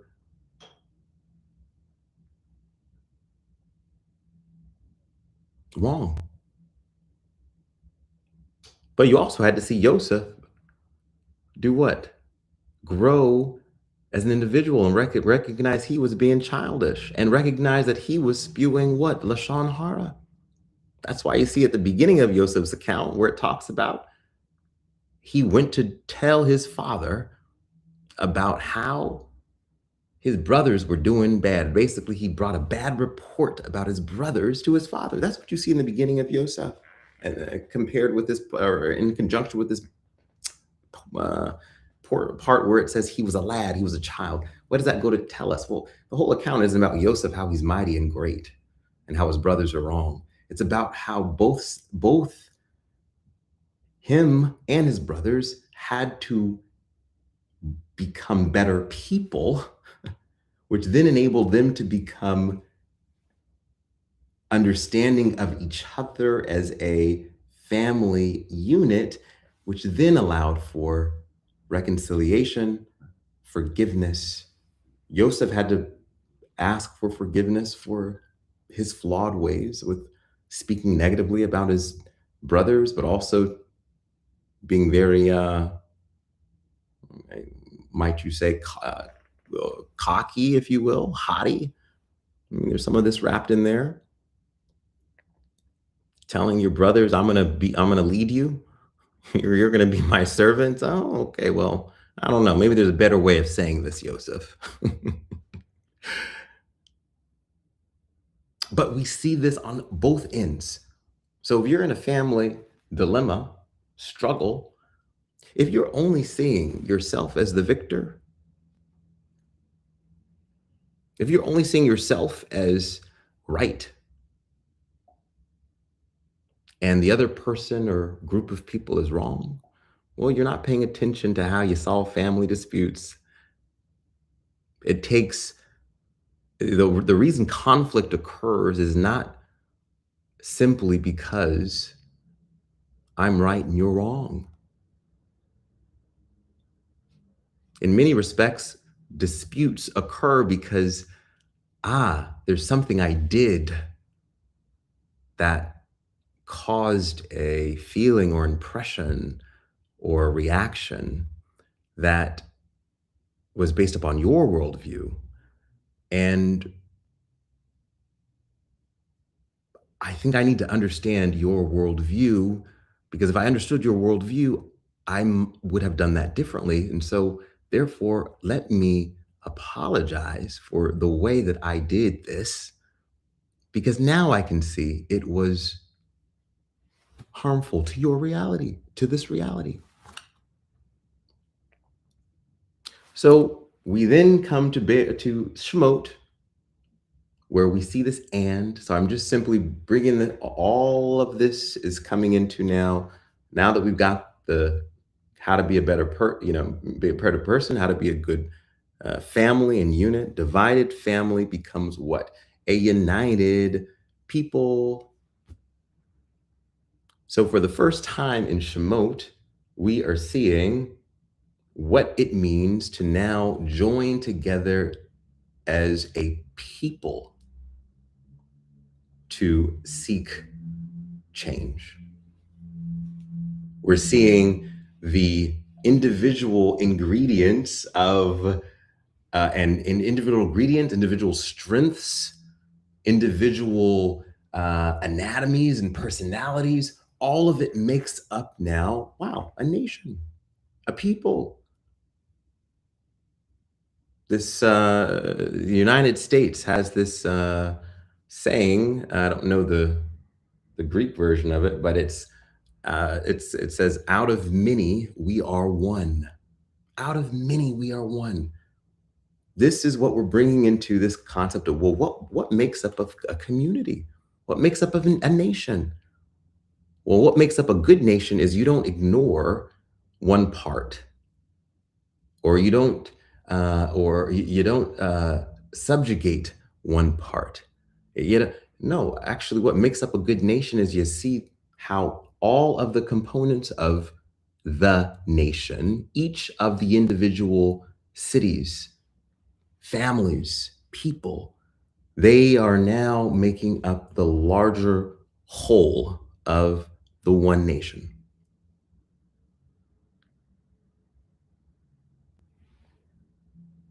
And these names, Parsha Shemot, the names, the individual names, the names of the families, the names, they matter. Anytime a nation starts seeing people as, for example, numbers, you're already in the wrong place. This is why the Torahful census has always been about names. Yes, it has a record of how many people, but you will never see a census in Torah that says census one. Census one has 38,000 people, 38,000 people in this area, and then census two. No, you always see the Torahful census is about names, and then how many people from different families, and how many people from different tribes, and then yes, but it's about this person came from this person, and there are this many of this people and this many of this people, but it's their names that are emphasized, not their race, not their religion, not their sex, not their political view, but their names.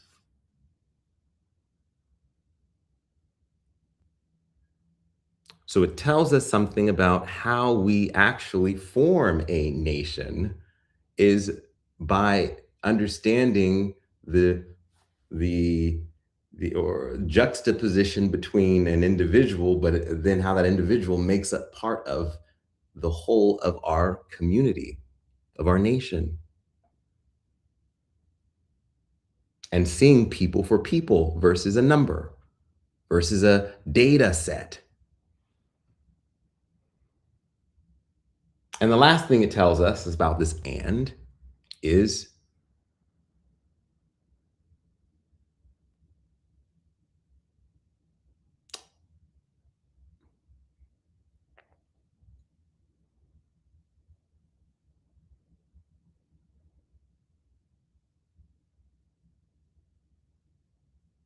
life isn't as simple as either this is right or this is right. And means lots of things can be true at once. Lots of things can be true at once. It's not an either or. It's not a yes or a no. It's not sunshine only happens in the day and nighttime happens in the night. Sunshine is good and night is bad. It's not this part of who I am is bad. This part of who I am is good.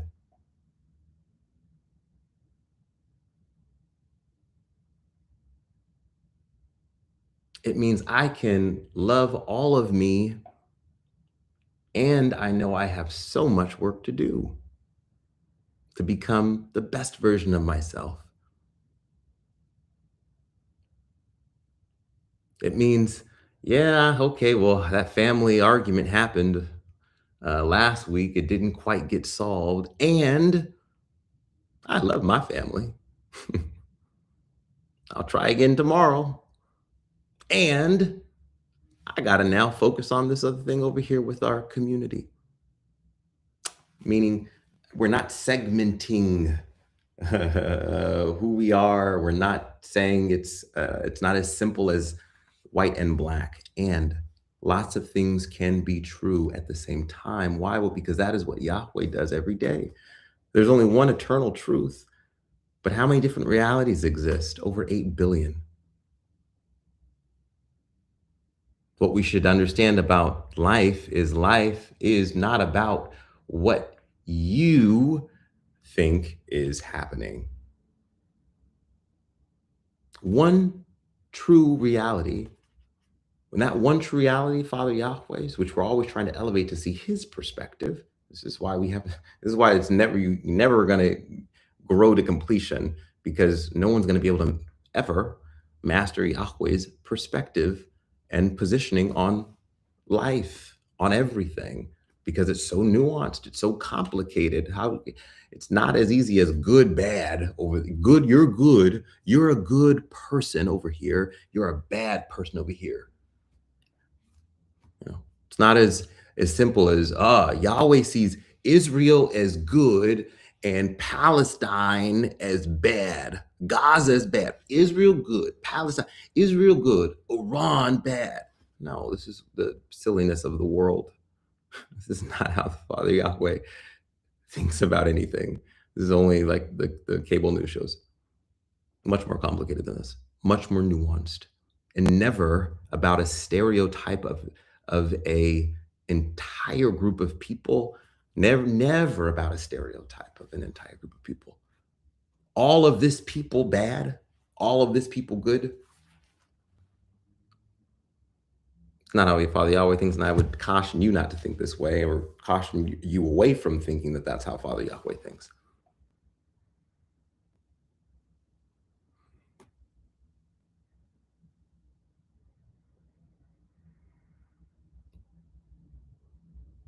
So,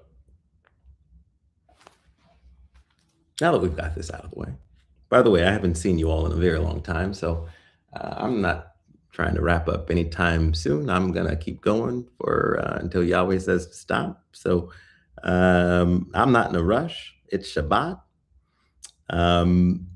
But this concept of a divided family is where we will spend just a second on. If you go to Tehillim 133, Psalms 133, it says, a song of ascents of David. How good and how pleasant it is that kindred, or that brothers, dwell together. In Matithia 12:25, it says, and Yeshua knew their thoughts and said to them, every reign divided against itself is brought to ruin, and every city or house divided against itself does not stand. In Mark 3:25, it says, and if a house is divided against itself, that house is unable to stand. In Luke 11:17, it says, but he, knowing their thoughts, said to them, every reign divided against itself is brought to ruin, and a house divided against a house falls. What are we getting at here? Well, it's the classic saying that you all know, a house divided cannot stand. It's the classic concept that how we treat the small things is going to be how the big things turn out. So if we are in the small things, if we're divided, well, everything we do from that foundation point will be divided. If our house that we're starting off at, the smaller, is united, well, what we're going to end up doing is going to be what? United.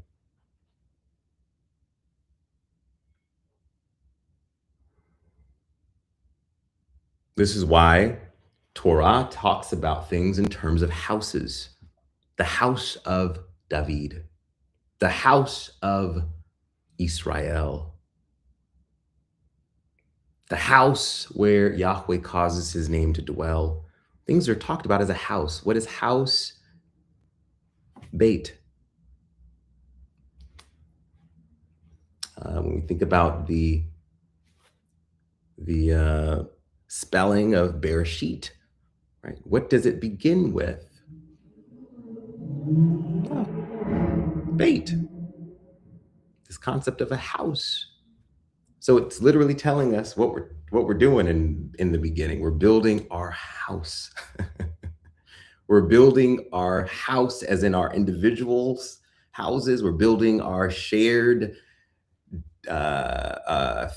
familiar destinies. We're building a place where Yahweh dwells. We're building our temple.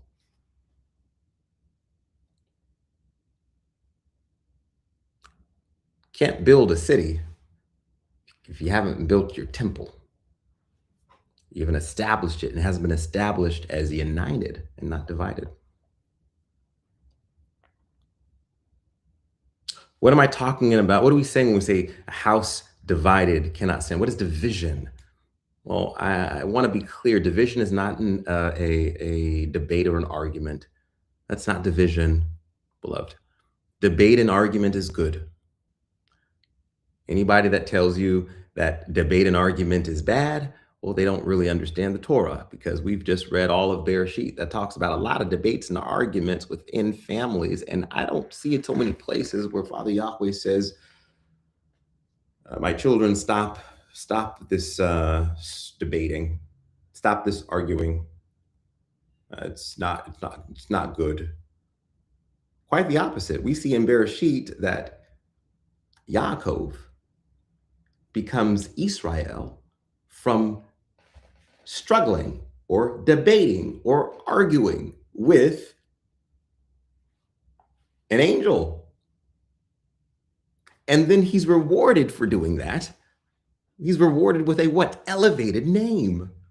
So what we actually see is the opposite, that in Father Yahweh's kingdom, a house is built by struggling and arguing and debating and wrestling, but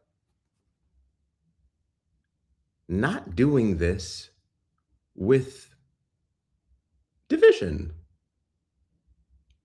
Meaning multiple things can be true at once. You can debate and argue and struggle, and you can still be a what? House, a family, a unit. You can still be united. It's only in this world where we think division means an argument. I get in debates, I get in arguments, I wrestle verbally with people all the time. Many people within the ark, many people within my family. I learned it from my dad, Rabia. And I often end up thinking at the end, like, wow, I wonder why does so and so think I'm mad at them, or why would you think that I'm somehow we're in a different relationship? No, okay, we were able to. It's an exercise. We're doing we're going through a process that is refining something and making something better, because the Torah tells us that clashing, conflict, which is what a debate and argument is, that makes something better, that elevates it. Yehuda clashed with Yosef. Yehuda stepped forward. He didn't say, well, let me start off by just apologizing to you. No, Yehuda said, I'm going to say this with my chest. I'm going to say to you, Yosef, we not bringing Benjamin. Now, let me tell you that right now. Now, I'm going to tell you a little few of the other things, but we're not doing that. It's passion. It's, okay. So getting at here is disagreement, seeing different perspectives and arguing about them, even raising your voice, heaven forbid, about a thing.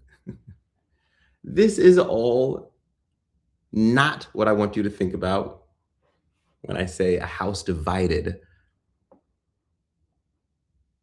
What is division from a Torahful perspective is when people are pulling in different directions, right?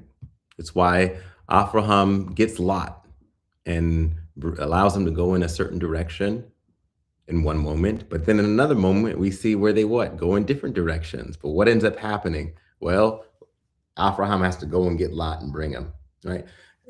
So pulling in different directions, division.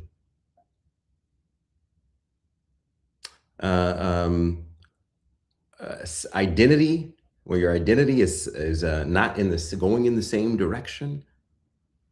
No, that's division. when you are trying to undermine someone else's authority or undermine a person from within your family or within your unit, division. When you're praying and hoping that something fails or someone falls within your unit, division. When you are pledging your loyalty secretly to something or someone else while everybody else is over here, division. When you are praying, as in when there's idolatry, division.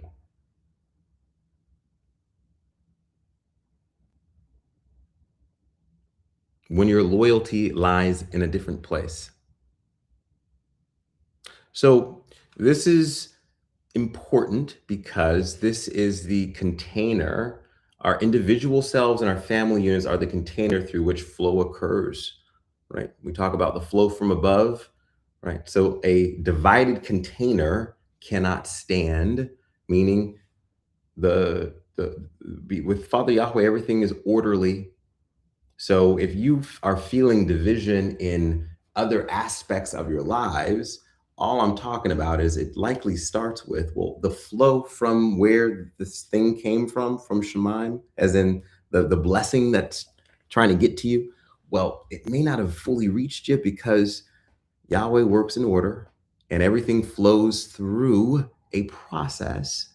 And the way in which we're reading the Torah, where we're talking about people and then families and then now a nation, well, that's the way things flow. And so if it feels like something might not be fully getting there, we've got to understand that, maybe my house is divided. So Joseph and his brothers end last week's Parsha because we learned that jealousy is not gonna cut it for a community and a nation to be built. We learned that communication can't be what it was in order for a community, a team, nation, the communication that is that lacking, that's not going to work.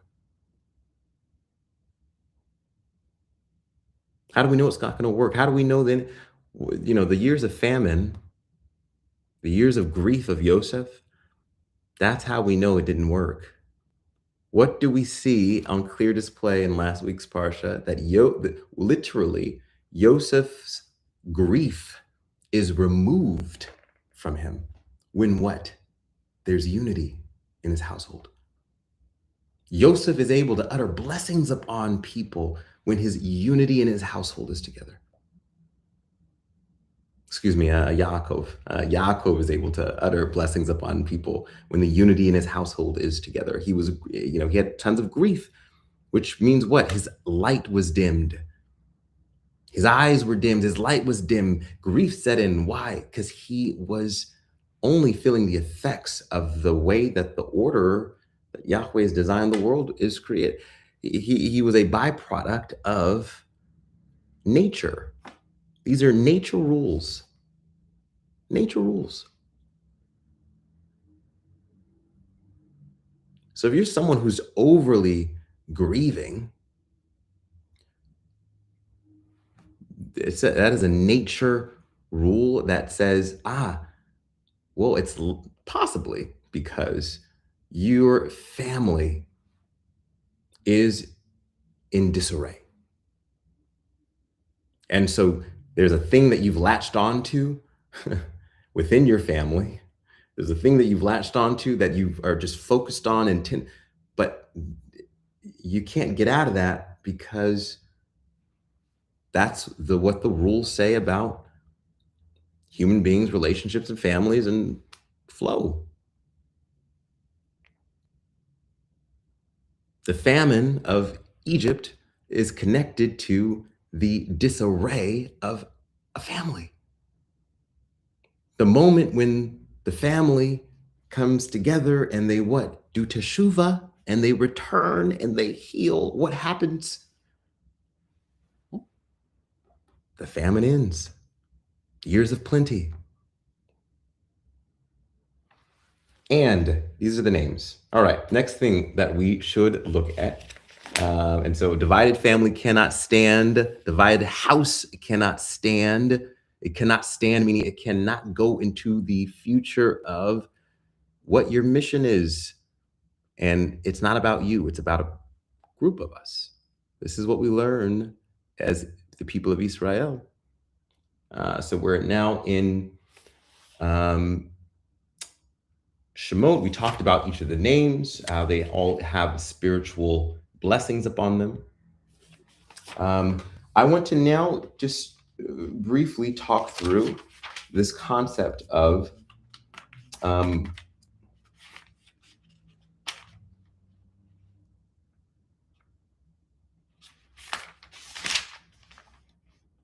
actually, let me read this to you. This is from my Chumash, my Torah, and it's the intro section for what the book of Shemot or Exodus is. And I thought it actually was very instructive because now as we're moving to this concept of a nation, that means our thoughts they change. Our perspective, it grows. No longer are we just looking at what's in my household or within me. I'm caring about my neighborhood. So this going from Bereshit to Shemot is a very big deal because we are now talking about something that most people try and avoid, which is politics. And so this happens to be my favorite. Well, I guess I say this about all of the Parsha. One of my favorite Parsha is because it's about politics. And it's about how to engage in politics. And it's about Yahweh saying, you can run away from politics all you want, but politics is actually very Torahful. We're supposed to care about politics. You can say all you want how you don't think that a rabbi or a teacher or someone we should leave politics out of the, this is what I used to believe, by the way, should leave politics out of faith and religion and spirituality. And no, well, in Father Yahweh's concept of a righteous world, politics is right in the in the beginning, in the middle, and in the end. It is paramount, and it will make or break Israel. Politics is not one of the things that we avoid talking about. That's what Shemot is telling us. It starts off all about what? With a political figure, Pharaoh. Pharaoh is a political figure. It would be as if the Torah started off with the American president, or it would be as if it was just take Pharaoh and then think prime minister, president, whatever elected official that is the leader of a nation. That's Pharaoh. That's what Shemot starts off with. And Pharaoh's name is used over and over again. The president's name is used over and over again. The title is used over and over again. So don't tune into these concepts that people give about, I want to stay away from talking about politics. Okay, well, I guess you may just want to stay in bed, because I don't know what to tell you. Yahweh's created the world, and it's very political, but he's created it so that we can tap into a politics that is spiritual, that is elevated, that is based upon compassion and justice, righteousness, and about caring about the suffering of other people. This is all politics. So it says here, the book of Exodus, or Shemot, is not only a key text in our history, it is also one of the most influential in the history of the West. It's meta-narrative of hope. In 1776, in Philadelphia, preparing for the American Declaration of Independence, Benjamin Franklin and Thomas Jefferson offered their designs for a seal for the new United States. Benjamin Franklin proposed that it should bear a picture of Moshe lifting his staff to divide the Sea of Reeds with the motto, quote, "Rebellion to tyrants is obedience to God," end quote. Thomas Jefferson preferred a picture of the Israelites in the wilderness being, quote, "led by a cloud by day and pillar of fire by night," end quote. The American story, its civil religion, is supremely the story of the Exodus. That story told of how a small group fleeing persecution escaped, undertook a journey through a wilderness, crossed a sea in search of a promised land, and there sought to create a new birth of freedom. The way would be long and hard. There would be there would be diversions and digressions, resistances and rebellions. Yet that is what the founders of America sought, and their inspiration was the story of the Israelites, as set out in the book of Exodus. It said that people could escape, could survive, and could defy the mightiest of empires. It said that faith is more powerful than power. Hope lies just beyond the visible horizon of hopelessness. The story, however, does not end at the Exodus. A free society is a moral achievement. The Aseret Hadebrot, the 10 utterances or statements, with their emphasis on the set apartness and the value of life, the integrity of the family, respect for truth and for property of others, summarize the essentials of a decent society in so short and simple a way as to be memorized by, engraved on the hearts of an entire people. They remain the world's most famous moral code. This is a culmination of what the Torah has been about all along. To have a free society, there must be rule of law. In Shemot, or Exodus, then, we find the inseparable interweaving of narrative and law that will become the hallmark of our faith system. It is an extraordinary drama, theological, political, but also human. This is why it has never lost its hold on those who know it, and why it continues to inspire us with the belief that when we open ourselves to the force of Yahweh, extraordinary things can happen. So, I was saying this thing about the political. We can actually see then how leaders, not of Israel, leaders of America, looked at an account in Torah and felt a connection so deeply to an account in Torah that the story that is told about rebellion from tyranny is based upon the rebellion that happens in Shemot. And full circle back to my sister Miriam's new name. One of the descriptions of what Miriam means is rebellion. And so many people might hear this and think, well, why would I want to be named Rebellion? This is why it's important to actually have a deep Torahful understanding of names and a deep Torahful understanding of the hidden meanings and the prayer and blessing upon names. We might understand rebellion to mean bad. Well, this whole account is about what? Rebellion. This is what Thomas Jefferson and the other founders of America Why there's this quote.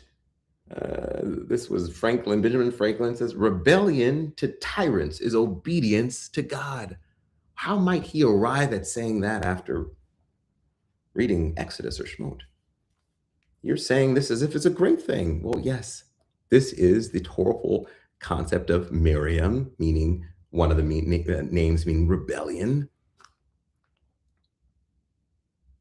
We absolutely should be rebellious to the influences of Hasatan and to anything connected to Hasatan, to anything that is connected to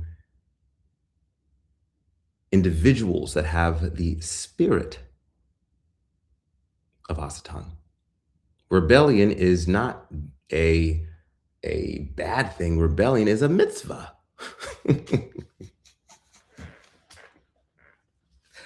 It's a mitzvah to rebel against those forces. To be defiant against those forces. We read right in the beginning of Shemot about the maidservants who did what? Who defied, who were rebellious against an order by the president, by the prime minister, by the king. He signed an executive order that said to kill all of the boys that are born. And the maidservants said, no, we're not doing it. But they didn't just say no.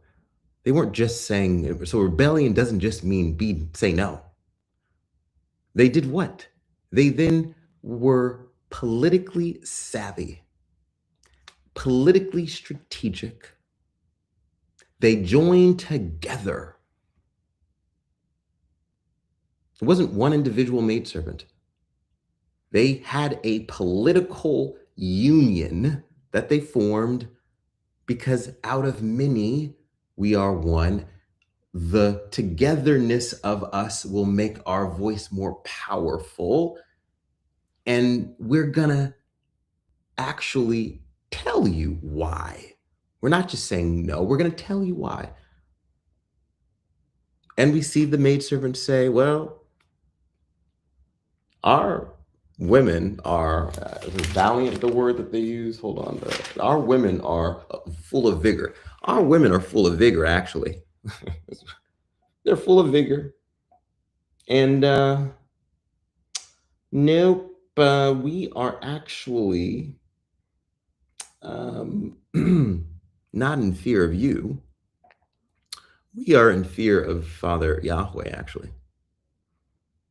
And more important than that, I guess, operationally, logistically, it won't make sense because by the time the maidservants get here, anyway, the baby's already born because they're born that quick because we have that much favor.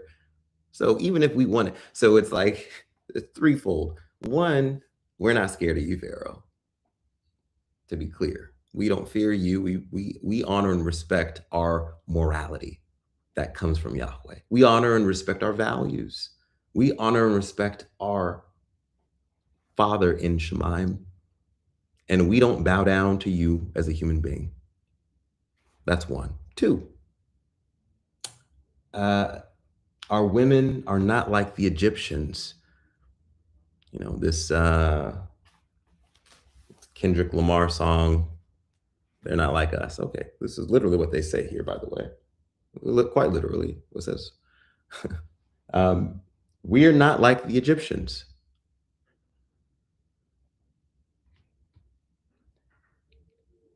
We are Hebrew women, full of vigor.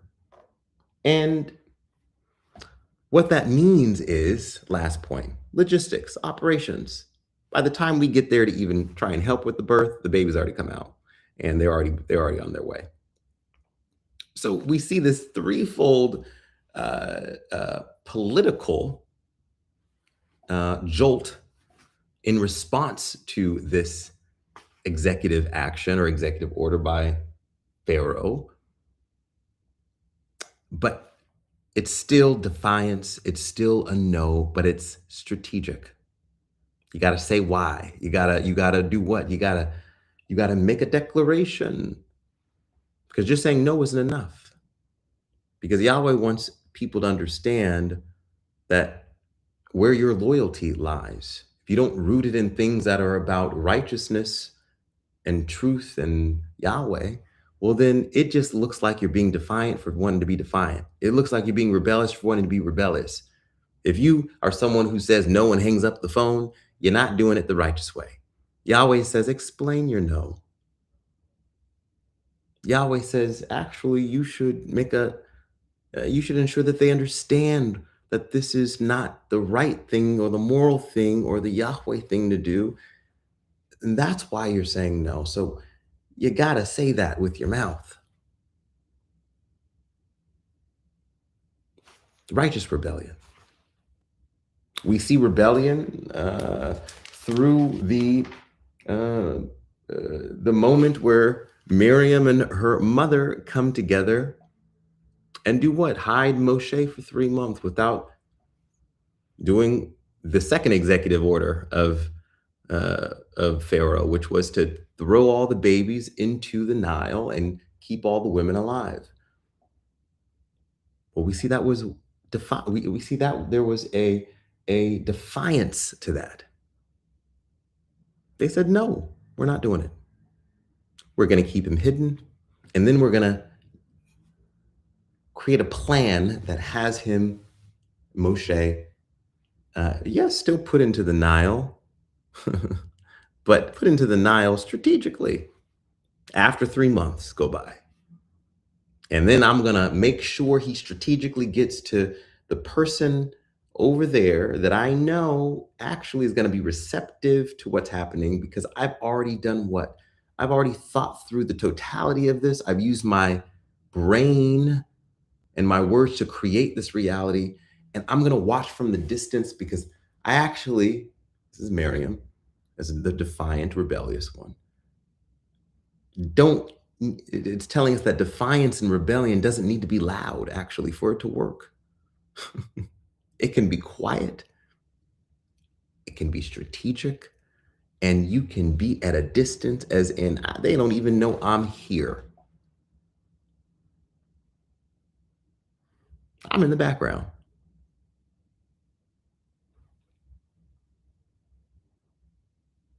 She watches her brother, and she sets the direction for where he goes. What's that direction? That direction, because Miriam's been paying attention to her surroundings. Miriam's somebody who's loves intel and security, clearly, and someone who loves to be in everybody's households businesses. Why? Well, not just because, but to keep a lot of data so that it might be useful for Father Yahweh. And so she knows that Batya, the daughter of Pharaoh, she knows that Batya is someone who actually has been inspired by the Hebrews, by the Israelites, by Father Yahweh's people. She knows that Batya actually is going to be getting immersed in the water on the day that she puts and directs, along with her mom, baby Moshe over. That wasn't a coincidence that the day that this is happening, Batya is getting immersed. She wasn't in the water by coincidence at that exact time. Oh, somebody had to be looking and seeing patterns, behavior. And I say immersed because this is what Pharaoh's daughter was actually doing. Her name is Batya, by the way. It doesn't say it in this parsha, but this is what we learn from subsequent books. Batya just means daughter of Yahweh, by the way. And Batya, Pharaoh's daughter, is another example of what it means to be rebellious and defiant. So we actually end up then having two defiant, rebellious women work together. I'm still getting at the beauty in this word rebellion, so that we understand just how awesome it is, because it is the whole book of Shemot is based on rebellion and defiance, based on a political movement from slavery to freedom, based on a people who are marching and protesting away from Pharaoh.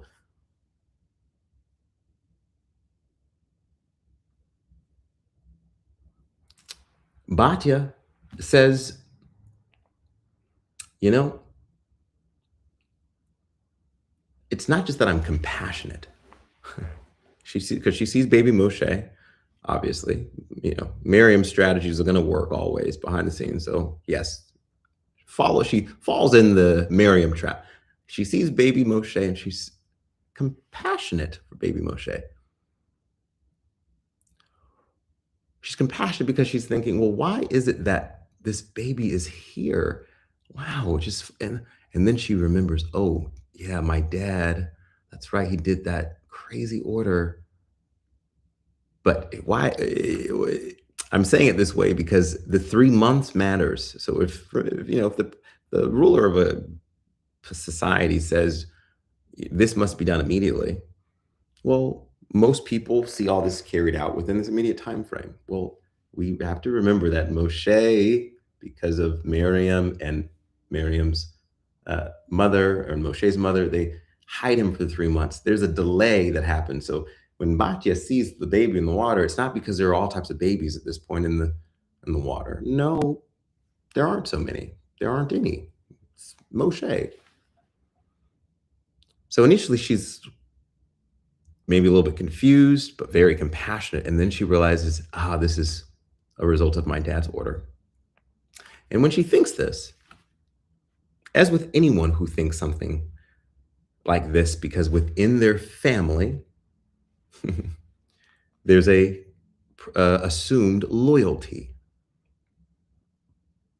And this is what makes Batya so great, because she teaches us that loyalty to family does not mean follow every order and decision and direction that the family goes in. It tells us that when the Torah says honor your father and mother, that does not mean I'm going to do everything that they say as if I don't have a soul and a spirit connected to the tree of life that can tell me when something that you're saying for me to do is not righteous. And I say this carefully because I don't think kids should be out here trying to figure out how to be rebellious or defy their parents. The context here is the president said, kill all the babies. And the daughter is saying, I'm not going to do that, actually. Okay, so this is the context I'm talking about. She is. So what we learn is loyalty has limits. Loyalty should be only about righteous actions by individuals, be that family, friend, commander-in-chief, or otherwise. I'm only going to do the things that are righteous and just. Not just because you say to do it, I'm going to do it. No, that's not the way it works. And so she quickly turned her compassion for Moshe into courageous compassion. Why? Well, because she then has the courage to take action, and that comes with many risks. What we learn about in that part of Torah is she had her servants near her. Basically, she had an audience. She was in the public. And so when you're in that type of situation, one could think, okay, I got to delay my action here, because what'll end up happening is they're going to see me defy my father. That's going to get out in the community. There are going to be rumors. Rumors are going to spread about this. So actually, what I need to do is I need to think about this more carefully. I need to take time. And I'm gonna circle back on this. I'm gonna circle back.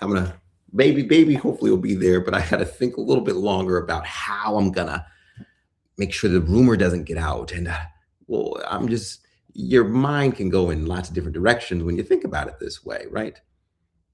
But she doesn't. So that's why I say courageous.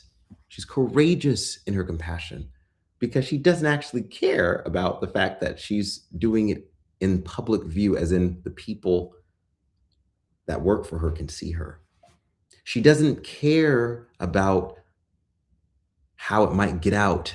One of them might tell someone who then will get back to her dad. And then what is that going to do? She doesn't care about how she's helping a Hebrew verse, who's less than in the Egyptian point of view. She does it immediately. She picks up Moshe and then tells her staff, I actually need you to help me figure out how we're going to hide this baby and ensure that he gets adopted so he does not die. Courageous. Tells us a lot about what it means to lead, even when we are in situations where there's a great risk of who can find out about what we're doing. Batya didn't care who could find out. She said, I'm going to do this and I'll deal with whatever consequences because I'm doing the right thing. Not everything we do is supposed to be, let's figure out a way to end every risk and mitigate every risk. No, that sometimes leadership calls for courageous compassion, having the courage to ignore all of the risks associated and do it anyway, because it's the right thing to do. I'm just giving examples of rebellion. Miriam and then the Batya then work together as a team of rebellious people to figure out how the baby can then go and be nursed and raised by his mother. Again, strategy thought through all the way back from Miriam when she put the baby, her baby brother, and floated him along the way. She knew she would be right back over there saying, oh, would you like for me to go and find now that we see this baby's here, well, it's a surprise all of us. What would you like for me to figure out who can nurse and raise the baby? AKA, I'm gonna go take the baby back to my mom. I'm gonna take my little baby brother back to my mom, but you ain't gonna know any of that information. Strategic. We then see in rebellion, we see Moshe kill one of the Egyptians. That's defiance. That's rebellion.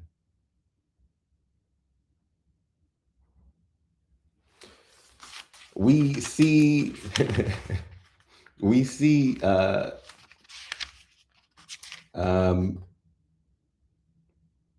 the Israelite foremen who end up protesting Pharaoh. Those are the people that say, when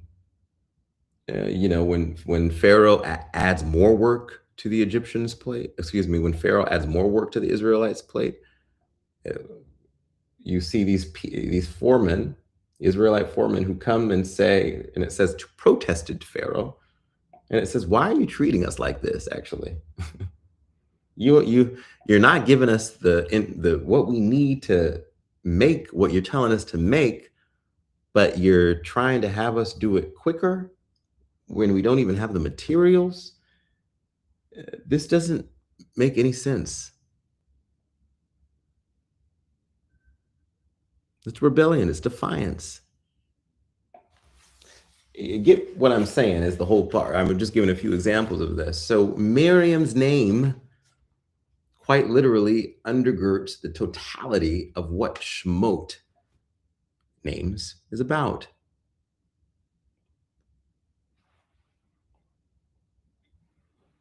Miriam was fearless, bold, and she stood up in dangerous times and helped lead a people, oftentimes silently behind the scenes without folks knowing. The other thing that Miriam means, bitterness or bitter waters.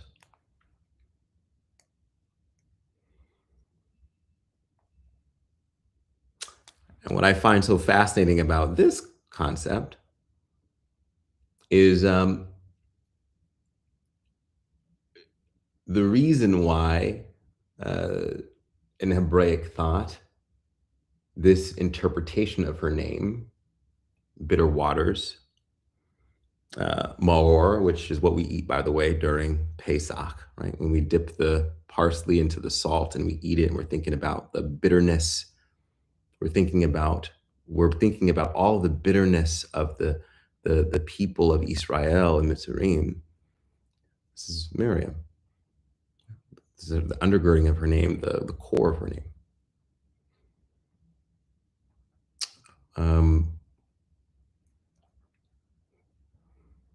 Why that's so instructive is because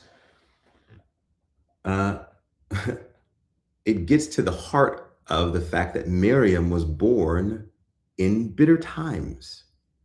Miriam was born in times of oppression.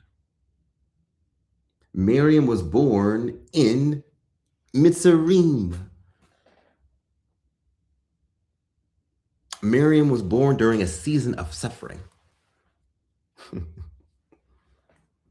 And so when I think about my sister and her name change, and when Father Yahweh told her to do her name change, why you know it's from Father Yahweh is because it happened in a season of oppression for our family. It happened during bitter waters for our family. It happened when we are going through a period of opposition in our family. It happened as she's been a guide and strategy force for her brothers in conjunction with our mother. So lots of similarities in this name, what it means, and what the heart of it comes from. Miriam's strategy for Moshe, if I were to sum it up into one thing, although it's multifaceted, was to make sure that Moshe never forgot about his identity, never forgot about where he came from, always remembered his people.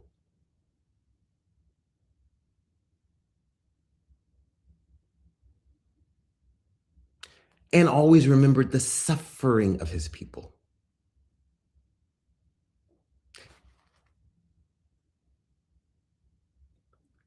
This is why the strategy was for Miriam to ensure that baby Moshe got back to what his mother and his household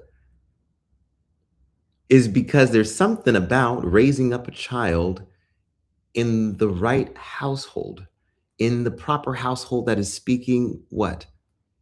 Yahweh's name, that is talking about values and morals. It's not an abstract concept to be like, oh, in the household, that means you're going to be good. No, it's because households that are based upon Bereshit, households that are based upon the Torah. Well, if you are raised up in that household, if your parents are teaching you in those ways, there's no way that you can't see the fact that Israel is a people that is essentially like one soul. This is why no matter where you go in the world, you have the people of Israel who are connected as if they are one soul. There's an accident, if there's a help that's needed, there's a system in place. Doesn't matter where you go in the world. That's why you have the most cohesion and unity, even in suffering. The diaspora is strong because they understand what we're talking about, but they not just understand it, they live it, they feel it, they teach it to generations. Why? Well, because it's a value system that Yahweh is expressing here and stressing. Care about your people, Israel. Identify with your people, Israel. Sacrifice for your people, Israel. Remember your people, Israel. Don't forget about Israel. When one person in Israel suffers, we all suffer. If Israel as a land is under attack, Israel as a people is under attack. If there's a shooting in Sydney against Israel, there's a shooting amongst all of us. That is echad. That doesn't come from anything. That's oneness. That's the oneness that keeps Israel alive no matter what tragedy or event happened. It's why, as a people, Israel has been subjugated, oppressed more than any other group of people in history. Race, sex, it doesn't matter. Israel, as a people, fares out worse, no matter what way you look at it. The most oppressed people in the world for all of history. I'm not talking about a racial Israel. I'm talking about, I'm in Israel. I am Israel. It's not about a race or a color or Israel as a people is multifaceted and diverse. But our ancestors, which we are part of that story, have been through bitterness like we've never seen, as in our lifetimes in 2026. Bitterness. And you know what is in the DNA of Israel? What we see in the beginning of this parsha, which it says, no matter how much, no matter how much Pharaoh, our oppressors, forced upon us, or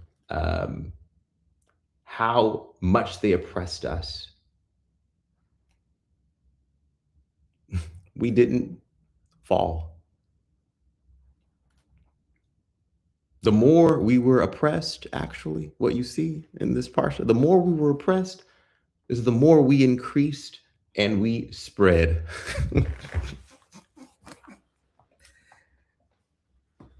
The worse things got, the stronger we became.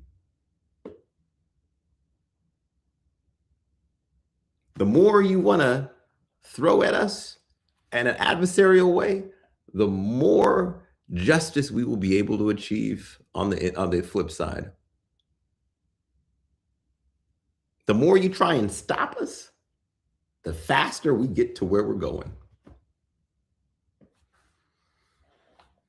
It is a people who does not just know how to survive, but thrive through adversity. We're talking about during slavery, and it's saying that the people of Israel were growing stronger and mightier.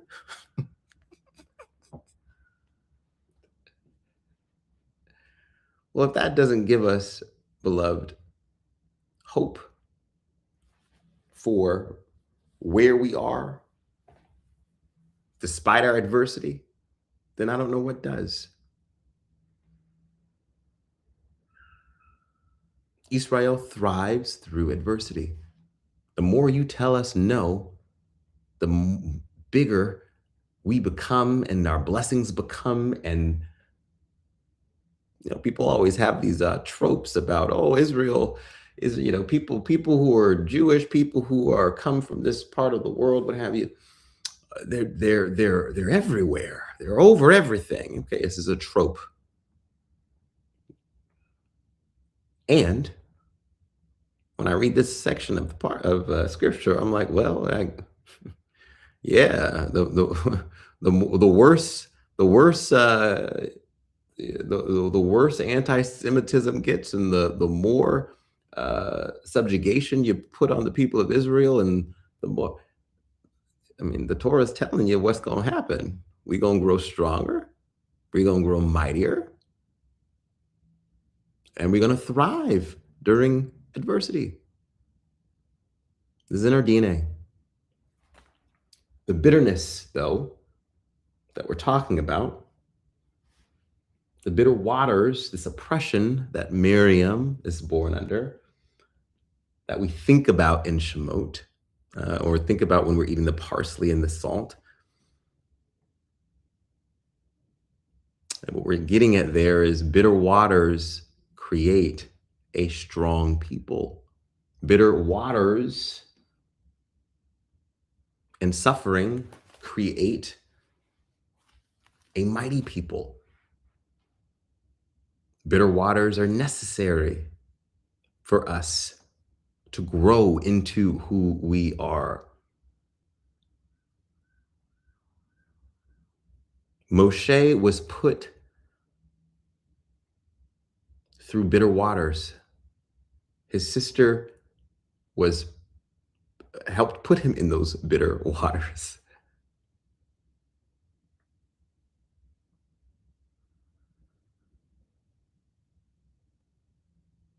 But it came with a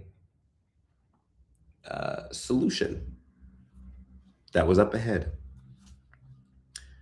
And the last thing that I will say about Miriam's name is that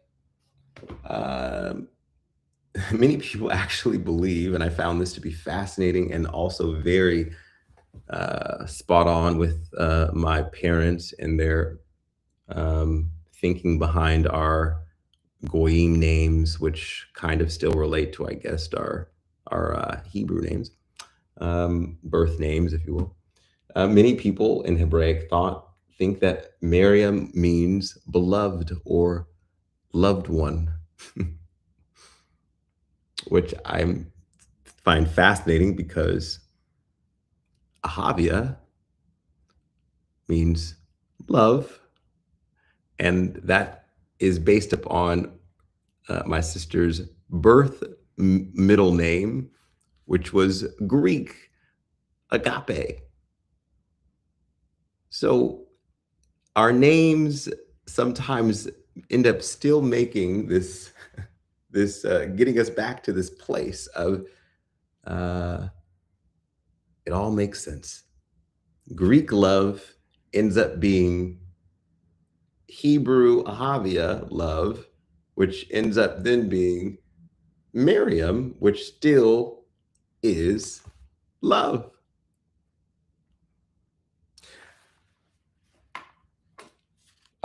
As we think about this concept of identity, I want to spend just a tad bit of time here because it is really rooted in what this Parsha is screaming out at us. Identity, identity, identity, identity.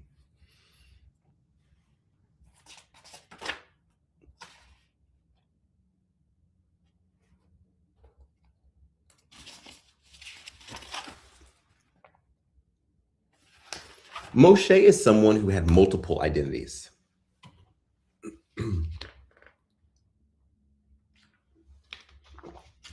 Multiple identities. Moshe was first off, his name was given to him by an Egyptian.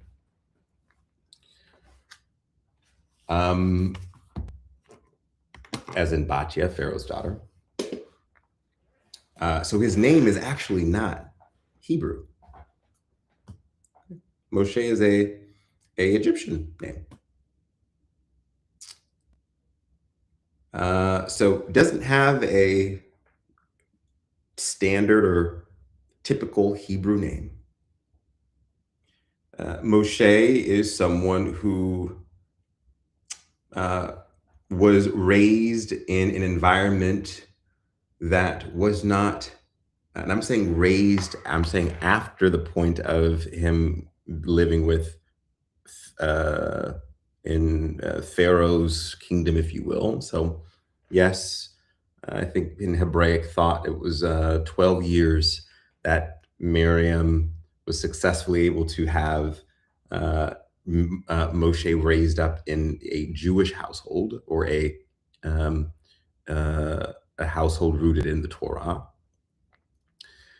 But then he goes on to live and spend much of his time, all of his time being raised in a Egyptian household with Pharaoh. So I say this because I'm saying multiple identities, and I'm just giving us I'm talking about the complexity of Moshe because it's very important for this parsha.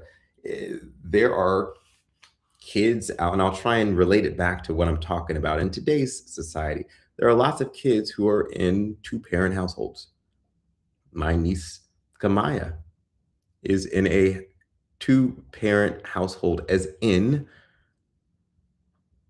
not both households, right, of mom and dad are doing things exactly the same, both spiritually, both in how the child's raised. So if this Moshe really is a great case study for children or parents raising children in split households. And it's telling us that this concept of a split household isn't the end of the world. And in fact, because Moshe comes from a split household, we should think of it as, I don't know, blessed and righteous in the sense that you shouldn't automatically move in the direction of thinking, this is bad for my kid. It's only bad if you see it that way and if you don't work to keep it good and make it good. So he comes from a split household, spends some time over here, and then he spends some time over here, starts being raised in Egyptian ways, where he's being told things about the gods of the world, the God that is the Nile River, the God that is the sun, the God that is the moon. We're talking about not the oneness of Yahweh, but this is an environment that Moshe is growing up in. We're talking about Moshe not being able to wear his religious or Jewish garb. I can guarantee you, over in the Pharaoh's kingdom, he's not wearing his tzitzits and his kippah and his prayer shawl and he doesn't have his Torah that he's reading every day and holding up. He's growing up in a Egyptian household. So I'm talking about this again in the context of identity. He's got a dual identity. But quite frankly, for a large part of his life, he only saw himself as Egyptian. He didn't even see himself as a Hebrew, Israeli, Jewish. He says, I'm Egyptian. Okay.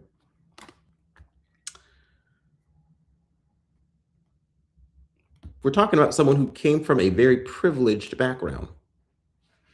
Rich.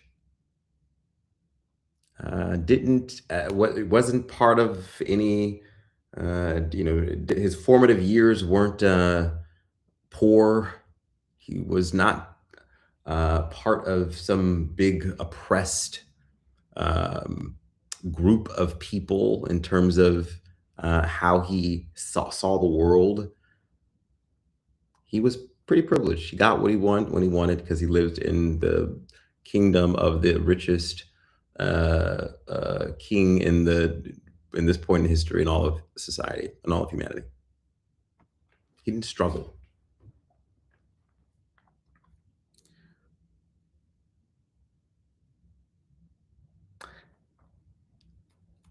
And what am I getting at by saying all of that? What I'm getting at is his identities, multiple identities.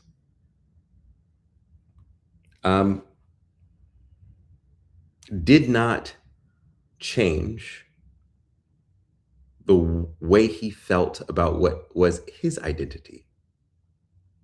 Meaning he still had, for some reason, oh, and I should say, by the way, with this concept of identities, he also didn't really know who his parents were, meaning he had adopted parents.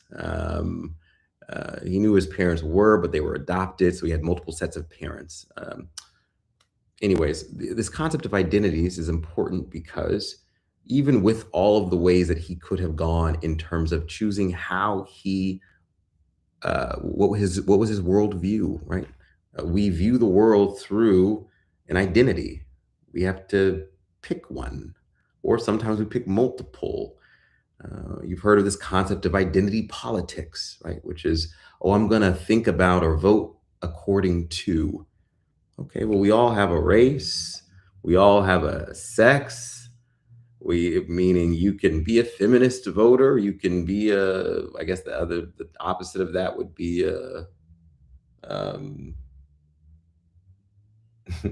what's the name of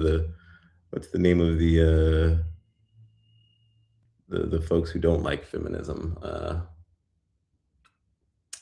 I'm forgetting, it starts with an M, but hopefully it'll come to me. But you can vote based upon your identity as a sex. You can vote based upon your identity as a race. You can vote based upon your identity of a class, right? Rich versus poor. You can vote based upon, you can think of yourself as all of these identities.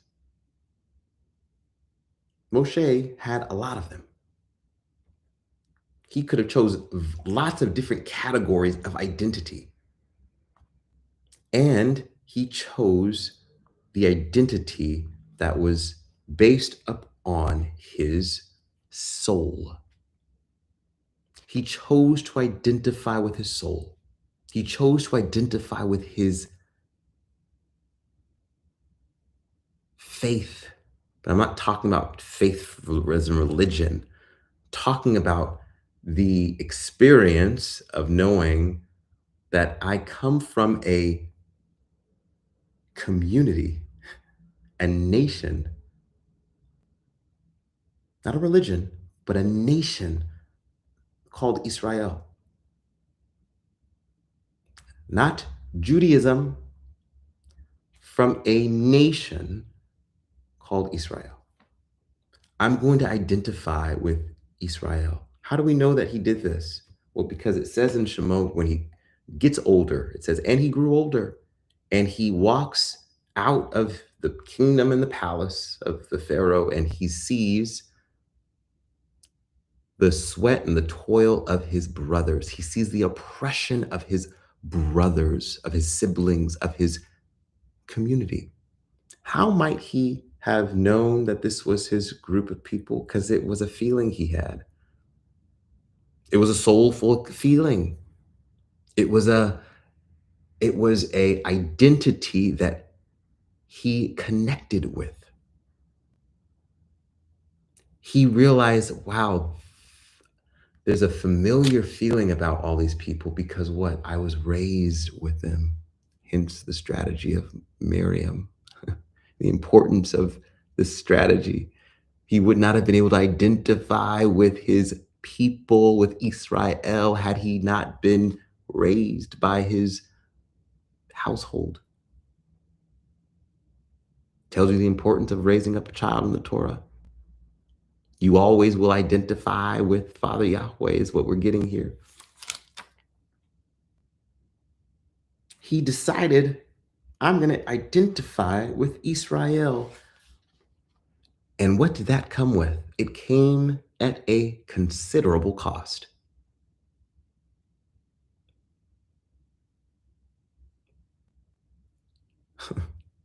It came at a big risk, big cost. But he said, no, I'm still identifying with Israel. I know I'm don't have to. I know I'm fine over here in Pharaoh's kingdom, but I'm going to move with Israel. I'm going to identify the suffering of my people, and I'm going to stand up on their behalf. And he does it in a little clumsy way initially, aka by killing the people fighting, or the guy that's attacking the Israelite. But he does it, and then he's accused of murder on the FBI's most wanted list. Runs away.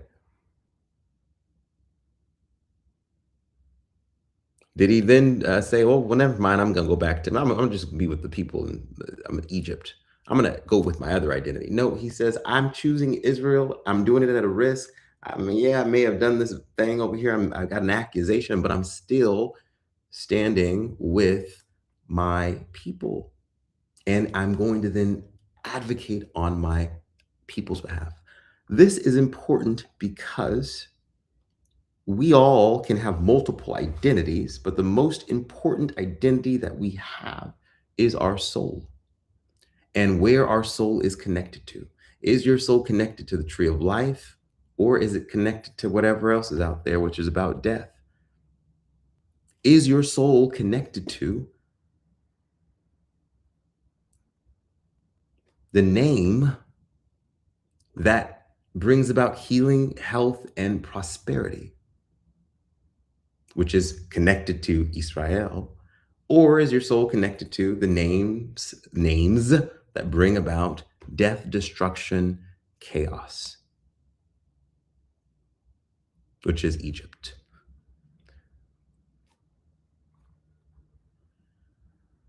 Race does not matter, beloved. Your income status, your income identity, your class you're in does not matter. Your fight for feminism and women's rights, or XYZ, binary, non-binary, does not matter.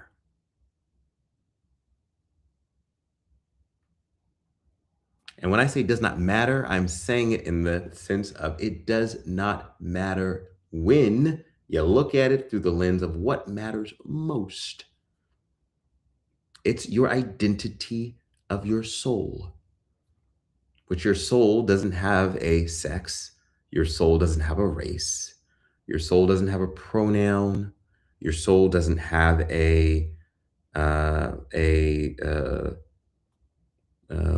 income status. These are not things your soul has. What matters most is the identity that is about where your soul, the location of your soul. Is it in the life category, the death category? Is it in the Israel category or the Egypt category? Is it in the good category or the evil category?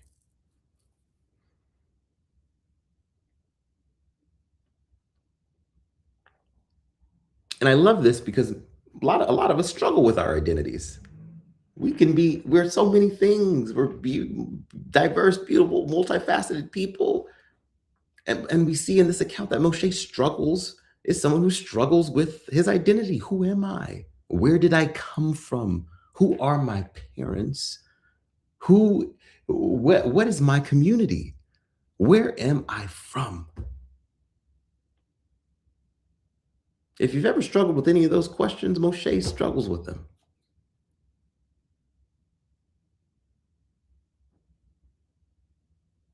But once he realized who he was and where he came from, he gave up everything to identify with that.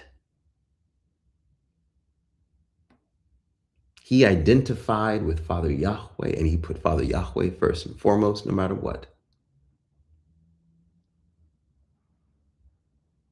He identified with Yahweh, and he said, oh, Father Yahweh's children, which means my siblings, which means our nation and people are oppressed. I have to defend them. I have to help them. I have to use my skills that I've been blessed with to help them. But it's not even just about his identity that he chose, which goes to tell us, by the way, beloved, it's about self-identity. We don't see anywhere that Yahweh tells Moshe, you must now identify with Israel. No, that had to come from the fire of his belly, from the fire of his heart, from the consciousness of his mind. That wasn't some heavy-handed, here's who you are. It was, here I am, Hanani. It was, I am this. This is my declaration. I've struggled, and this is where I'm aligning.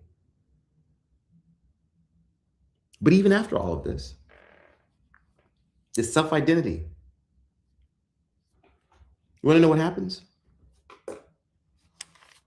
The people that he's sticking up for and defending and who he's identifying with, his siblings in this quote unquote identity bucket, this faith system, the people, the nation. Do you know what happens? They reject him. They reject him. It's why he runs away and he lives with the Midianites.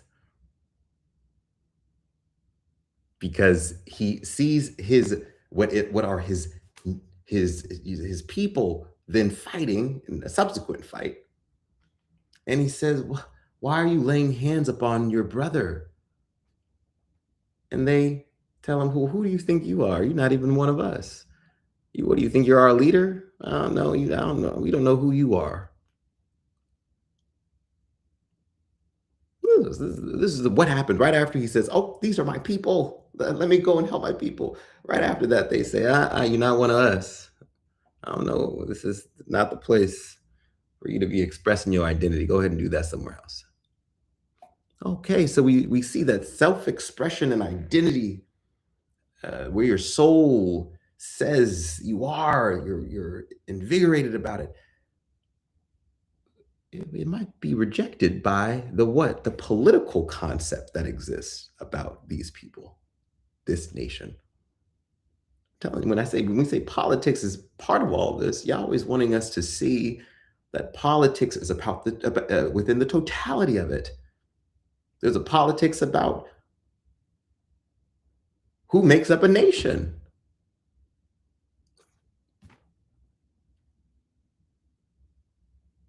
But our job is not to let anyone ever tell us who we are.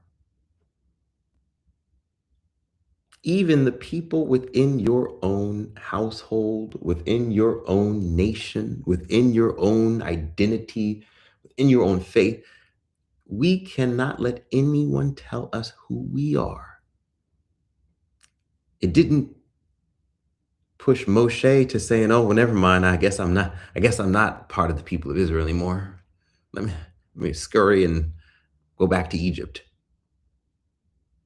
No, he dealt with some rejection from his people. He lived with it. He grew through it. It's what led him still to being selected by Father Yahweh.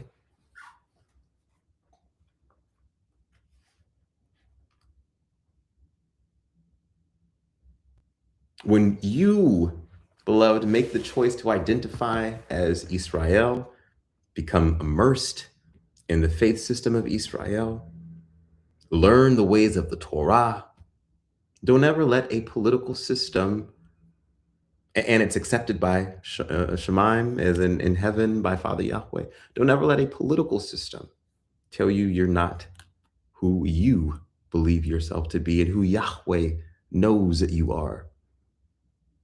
Don't ever let a political system tell you you're not Jewish enough. Don't ever let a political system tell you, well, was it your mom or your dad who had the baby? Don't let anyone tell you who you are. You self-identify alongside Yahweh's, what Yahweh is identifying you as, and that is sufficient in terms of your confidence and your feeling and your knowing. And this identity piece also tells us something about who Yahweh will use. I was thinking about this as I was reading. Who Father Yahweh will use when the Moshiach, the Mashiach, returns again in human form. Who will Father Yahweh use? Well, what we know is Moshe is a example of a savior, as in he's got the Yeshua's DNA within him in this account. We learn in Hebraic thought, yes, every generation has some spark of the Mashiach, but Moshe is got a lot of sparks of the Mashiach. Most human being to ever walk the face of the earth, is what Torah says. Somebody who saw Yahweh's face and did not die. It's a big deal. Big deal. He was the one who brought down the Torah, remember, from Father Yahweh. Redeemed the people from Mitzrayim.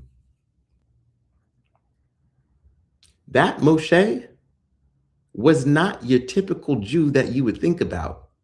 If you're thinking about if you think in your head, well, I wonder, what does Jewish mean? What does Jewish look like?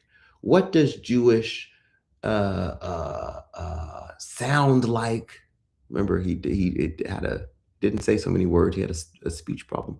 What does Jewish? You think of this, your picture is not going to be Moshe. I guarantee you. If you think your picture is Moshe, well, you haven't read the text enough and thought about it in conjunction with what the Torah is actually telling us about who he used to redeem the people of Israel, why he used someone like Moshe. It's because it's the same trait that we see throughout the totality of Scripture, that Yahweh works through A, seeing people's heart, not any of the man-made things that we see. B, works in the least among us, the most broken among us. He works through the poor. He works through the orphans. He works through the widow. He works through everybody that you might think, well, I think this might be too low of a place where Yahweh is. Nope.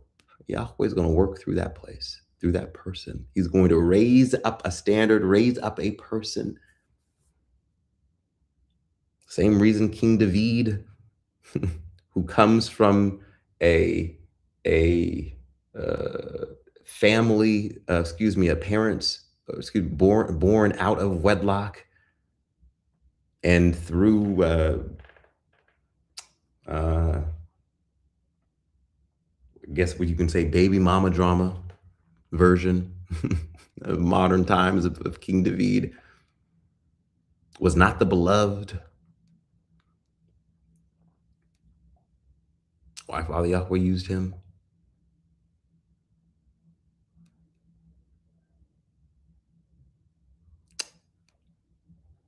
Moshe is a,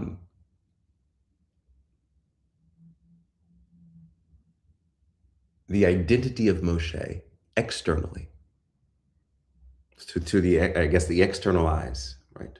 We were to see Moshe today, I'm sure, in fact, I know there would be a lot of people saying, well, he's not even what? From Israel. Quite literally, multiple times in the text, it says Moshe is from Egypt and Egyptian. Okay.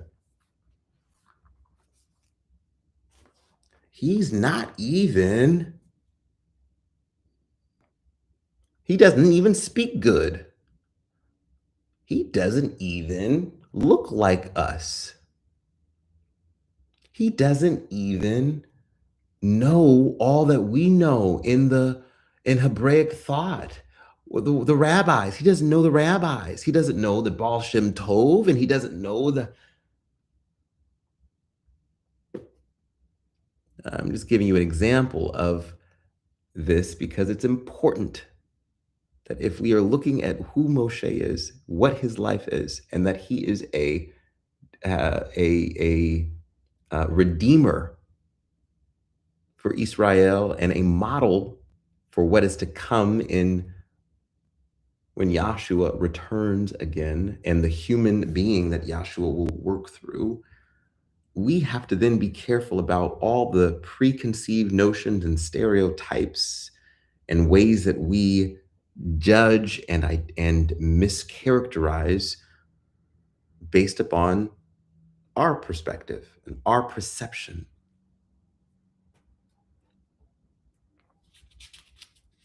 Yahweh chose Moshe because of his heart and because of his sensitivity to the pain of, yes, Israel, but also everyone. And this is very, very important. I know we're talking a lot about identity, but what is important about identity in this parsha is that Yahweh does not care only about Israel, and that Yahweh is not asking for us to only care about Israel. Yahweh is asking for us to learn these traits of sensitivity of others' pains and acknowledgement and noticing of oppression and defending people universally, no matter where we go or who we're dealing with. It's why the Torah tells us that in Midian, when Moshe is at the well, in Midian at the well, these are not Israelis, these are Midianites at the well, when there are the shepherds who approach the well to do what? To take advantage of, pick on, abuse, oppress the Midianite women. Moshe is not a Midian. It doesn't identify as a Midianite at that point. He just got to Midian, sitting by the well.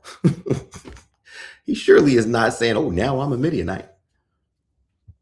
No, he just got done identifying as Israel, ran away.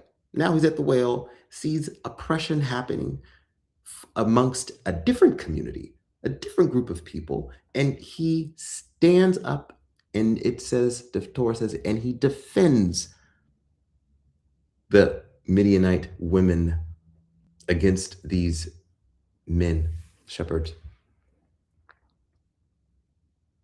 We're learning then that these traits of Moshe as a leader, as a defender, as a redeemer, as someone who is doing Yahweh's will for amongst a nation, that while obviously we see that his self-identity of Israel is important, that is not the only identity that he stands up for to seek justice. He seeks justice clearly in various different groups and for various different groups. And so for us, don't let our identity be the only thing that we stand up for.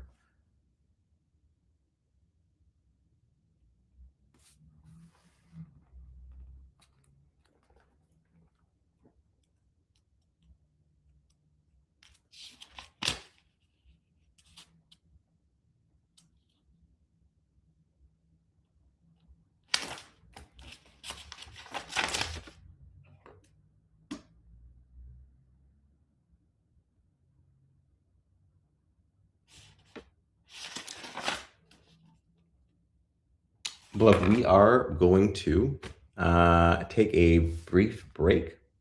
I'm going to look at my notes. Pretty sure I've gotten most of what I wanted to cover. And we will return, and either I might have forgotten something, I'll share it, or we will close out. So please grab some water, stretch your legs, and we will return in just a second.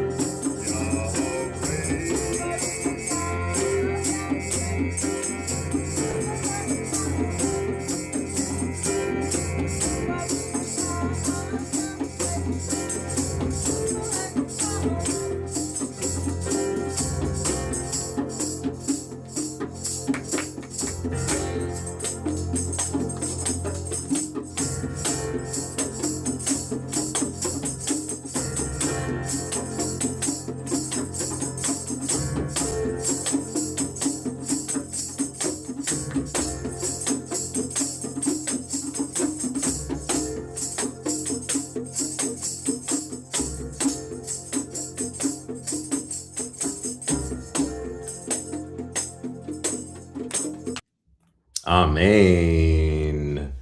Amen. Amen. Turns out I do have a few more things to go through, but it's make them quick. Quick notes. Quick notes. Think of these as the footnotes. But then think of it as every footnote in the Torah is its own world, and so it's still very important. I wrote some notes to myself about what are some of the attributes of a good leader as we look at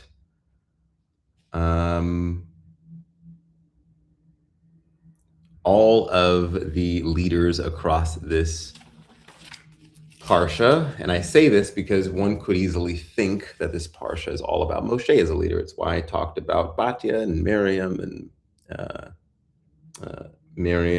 Moshe and his mother and Aaron's mother. It's why I don't think that we should just think of Shemot as about Moshe, because that would be doing the opposite of what the title of this Parsha tells us, which is, it is telling us that it takes all of these names, all of these names,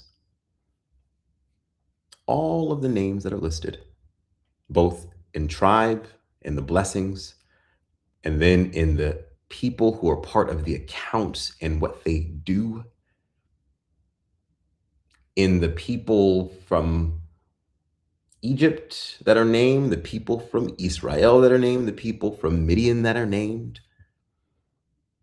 It takes obviously, most importantly, the name that Yahweh gives upon this mission of who he is, the codes that are enwrapped in all of the names and the blessings.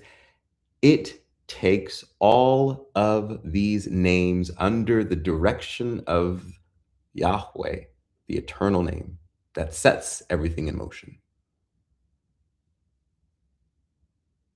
takes all of those names under Father Yahweh to bring about deliverance, salvation, redemption, justice for a people, for a nation, for society.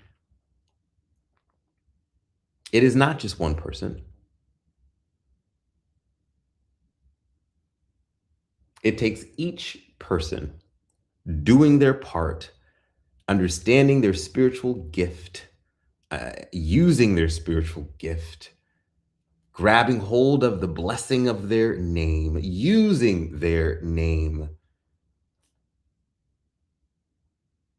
in order to achieve what?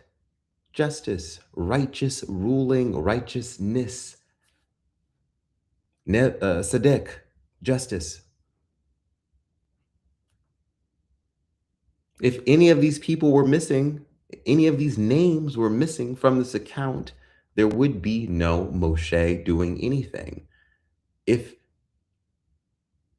Miriam didn't exist, or Miriam didn't get to do what her role was, Moshe wouldn't have been able to do his.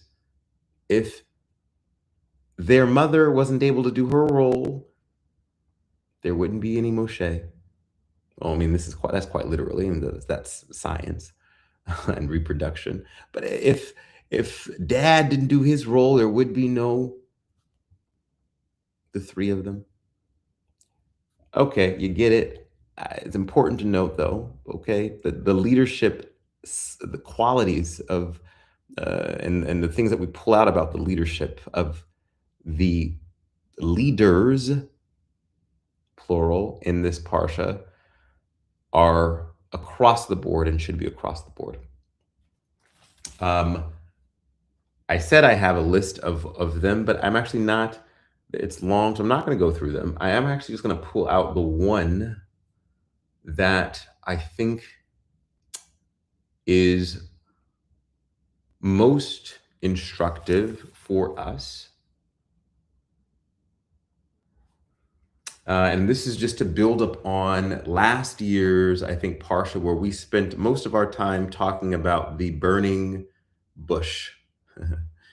The burning bush and Moshe being able to discern a fire that is not consuming anything, and then how revelation knowledge occurs. So I think we spoke at length about this last year, which is why I didn't want to focus on it so much in this year for the Parsha. But what is a leadership characteristic and skill, and something that's really important that of all of the skills that we and characteristics that we see in this parsha, the one that stands out is about this moment, and it is this: that leaders always run toward the fire. I know this sounds a little cliche,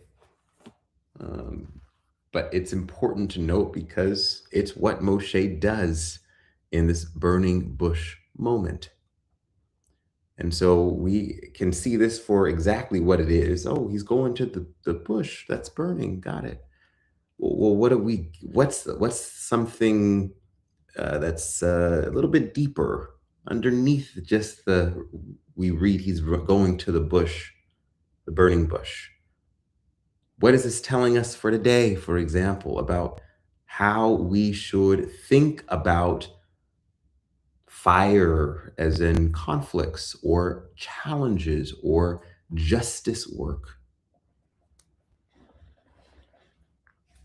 It tells us that and when I say leaders, I mean Israel. Israel is a group of leaders. It is a nation of leaders. This is why Israel is such a fantastic and blessed and treasure of Father Yahweh, is because no one identifies as just a bystander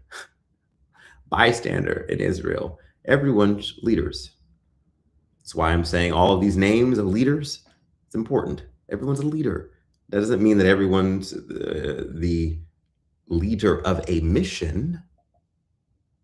Yahweh very clearly has leaders of missions, leaders of appointments, leaders of moments, leaders of there is a hierarchy, but everyone's still a leader within that hierarchy. But again, it is that leaders run toward the fire, leaders run toward the confrontation, not away from it. We see this for each of the leaders mentioned in the Parsha. I talked about the housewives at the beginning when they're defying Pharaoh's order. Did they do that in secret, or did they do it and then go to Pharaoh and say, "Yeah, we did that, and here's why"? It's running toward the fire, running toward the confrontation. In the last Parsha, I talked about this earlier. Didn't Yosef, wasn't he the quote unquote viceroy, and didn't Yehuda come near him, approach him? It's approaching the fire. There's a collision that's about to happen. You're going toward where there's going to be conflict. You're not running away from it. If you're running away from conflict, you would be passive aggressive and you would be avoiding the collision. And it would be you seeing collision as bad when ultimately that collision course created what? Healing. It would be like Miriam saying, "I'm not about to put my brother in the Nile. No, I'm putting my brother in the Nile and I'm pushing him toward what? The Pharaoh that wants all of the baby boys killed. But I'm doing it strategically. But still, I'm pushing my baby brother toward a confrontation where I really don't fully know what will happen, but I know I trust in Father Yahweh, and I know that this confrontation, this push toward the fire is going to be good, not bad. I'm going to run toward the fire as in these Midianite people who are different than me, who don't believe in anything that I believe in.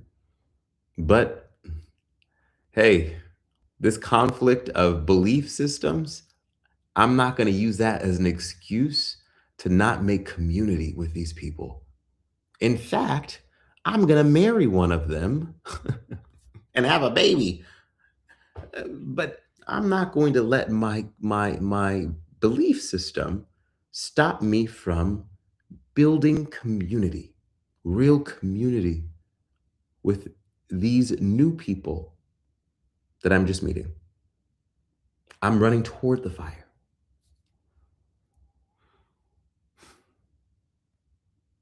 This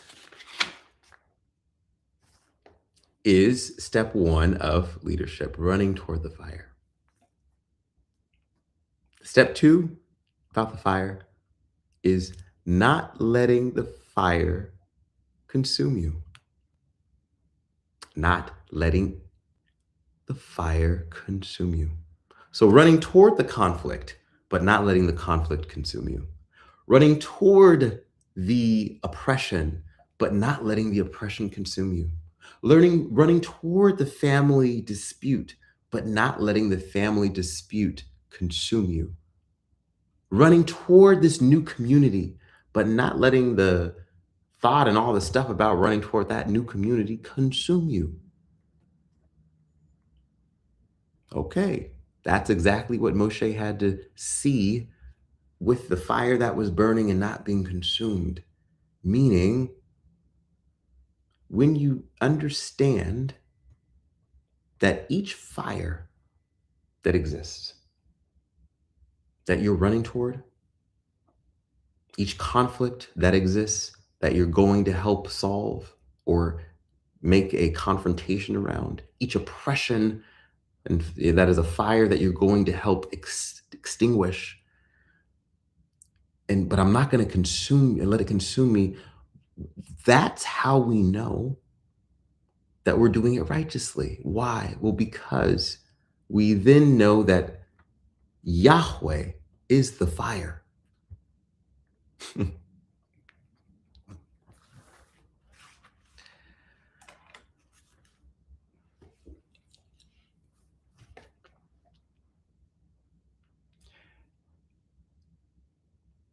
The thing that we are so worried about, the conflict that we're so confused about, the whatever the thing in your life that is a fire, the oppression, the sickness, the infirmity, the grief bringing thing, the groaning, moaning, whatever that is making you understand it as fire, as in emergency, help,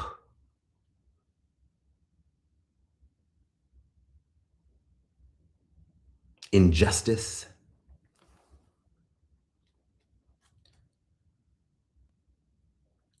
Yahweh is the cause of the fire, beloved.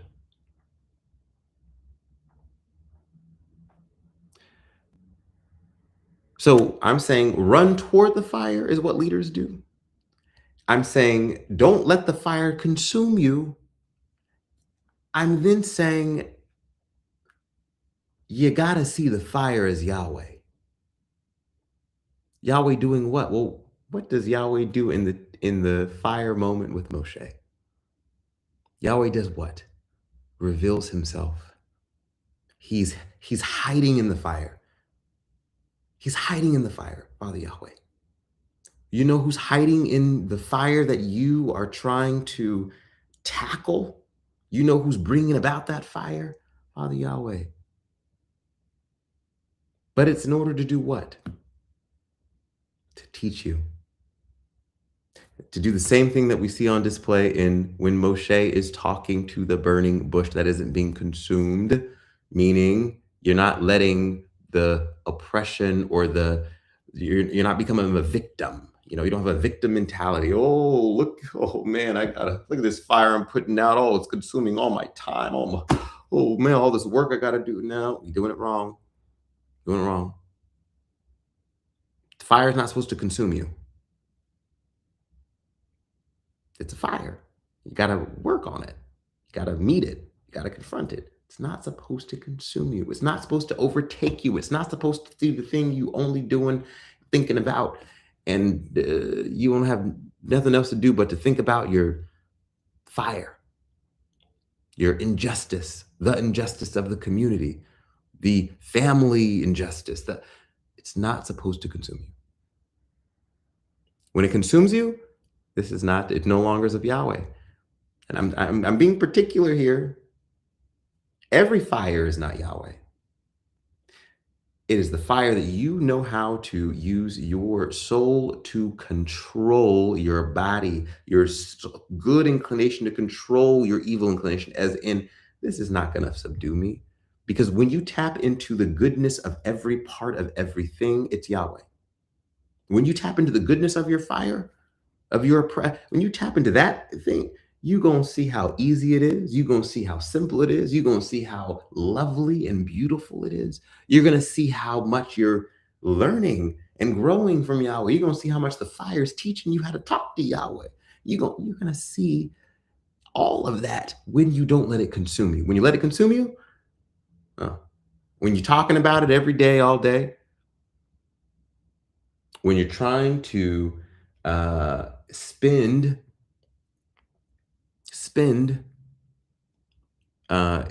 hours gossiping. A lot of us do this with work. We leave work and all we do then in the other parts of our lives is do what? Talk about what happened at work. That's consuming. And that's how you're not seeing the good in you're not seeing the Yahweh in the fire, because you think Yahweh wants you to take all the things that happened at work to the dinner table to then tell your whole family about how things are terrible and how annoying things are, that's consuming you, beloved. And no longer are you in the space of Yahweh's fire. The fine line. Health situation. If you've got a health anything, the moment you begin complaining about this, the moment you become the victim of your health situation, and I'm saying this as someone who's very health, kind of, what's the word? Let's just say this: a little bit of pain, and I'm at the ER. So I'm not saying this is any of this as someone who's mastered it. I'm saying it as the spiritual communication that's necessary. So, if we that experience health problems only can think about it as a negative thing and a thing to complain about every time you turn around. Let me tell you about my pain or my sickness. Let me tell you about it everywhere I go. You want to know the health issue that Moshe had? His speech impediment. Technically, it's called a disability, and because it's something that is not even just a sickness. It's what he has a limitation, as the world would see it, that most other people don't have. Differently abled is how we've framed it subsequently. Well, do you see Moshe complaining about that to other people? Nope. You only see him bringing it up to, talking about it with who? The Creator, Sovereign King of the universe, the Father Yahweh that made him. And it tells us something about where it is okay to bring up things where nowhere else it would be okay, and that is in relationship with your Creator, our Creator. He's talking about it. He's not complaining about it to people. He's talking about it to the Creator, who then has to remind him, well, I created you. I created deaf people. I created poor people. I created blind people. I created all people. I know how I created you, and it's actually the perfect reason why you're the person for the job. As in, we see where we can make these complaints to, and it's to heaven, it's to Father Yahweh. That's where we take our sickness, disease, infirmity complaints to. Not everywhere we turn talking about our sickness. Why? Well, because you're giving it power.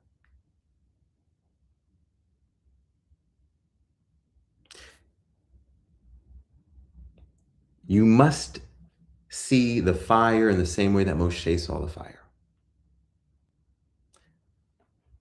He saw it as Father Yahweh. He saw it as not consuming him or anything. And this is Torahful also, in the sense that the Torah is not supposed to overpower the other part of your life. I want to say this to make sure you understand it. We're not supposed to be people who read the Torah all day. We're not supposed to be people who talk to Yahweh in the field all day. That's being consumed. Yahweh doesn't want us to be consumed in him. He wants us to ensure that he can live in us. It's not consumption.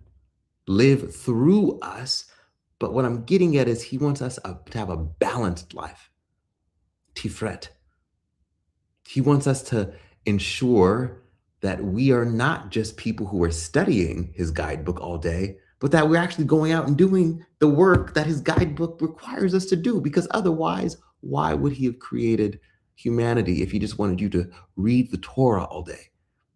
He created humanity so they can read the Torah. We can read the Torah and know how to work within humanity and shape humanity and guide humanity as the moral people in this earth realm, Israel.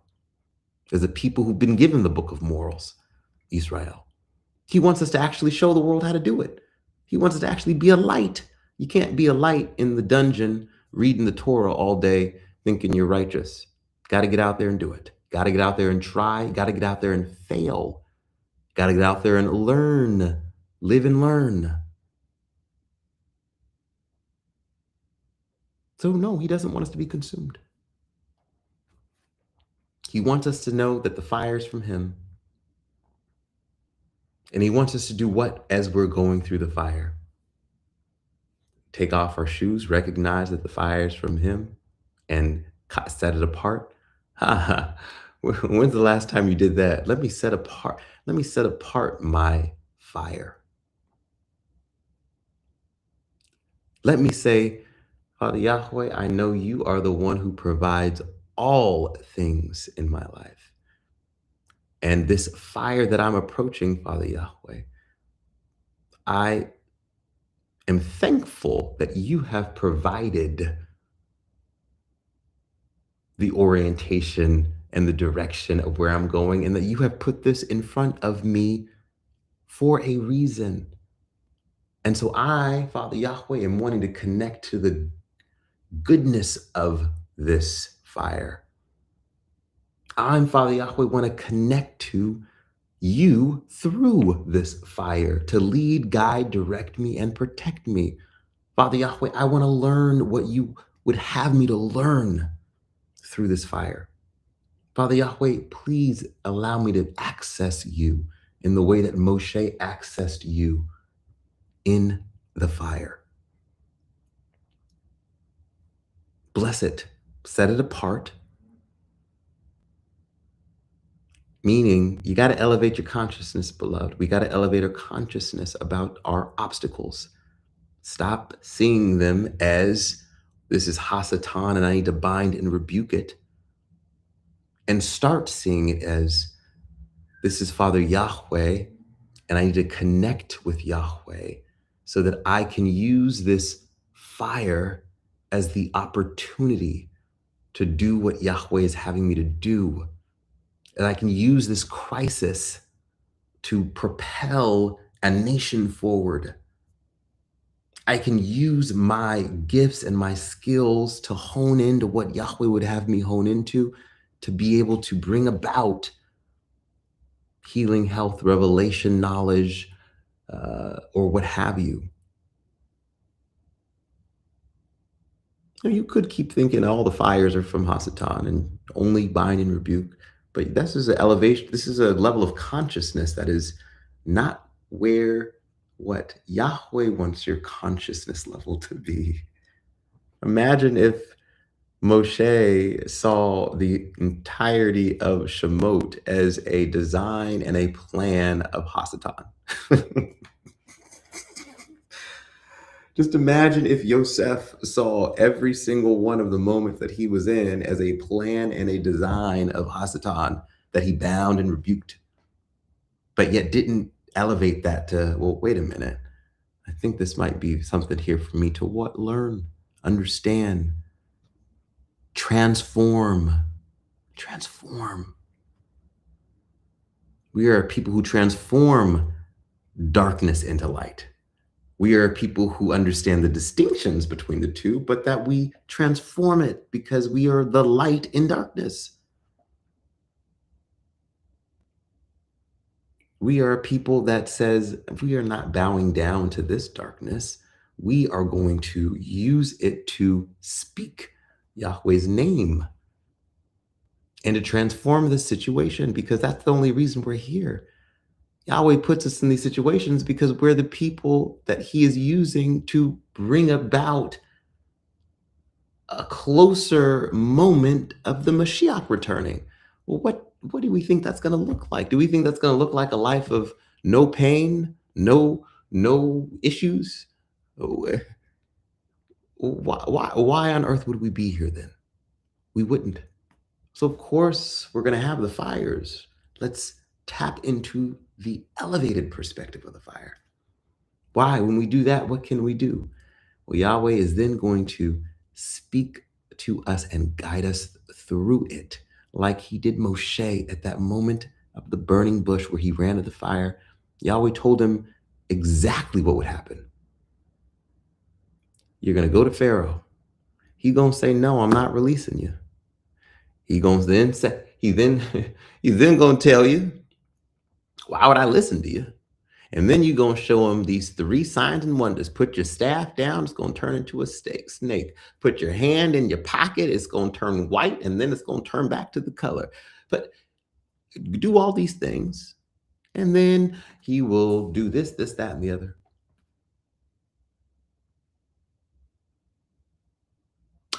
When you go to the people, when you go to your people,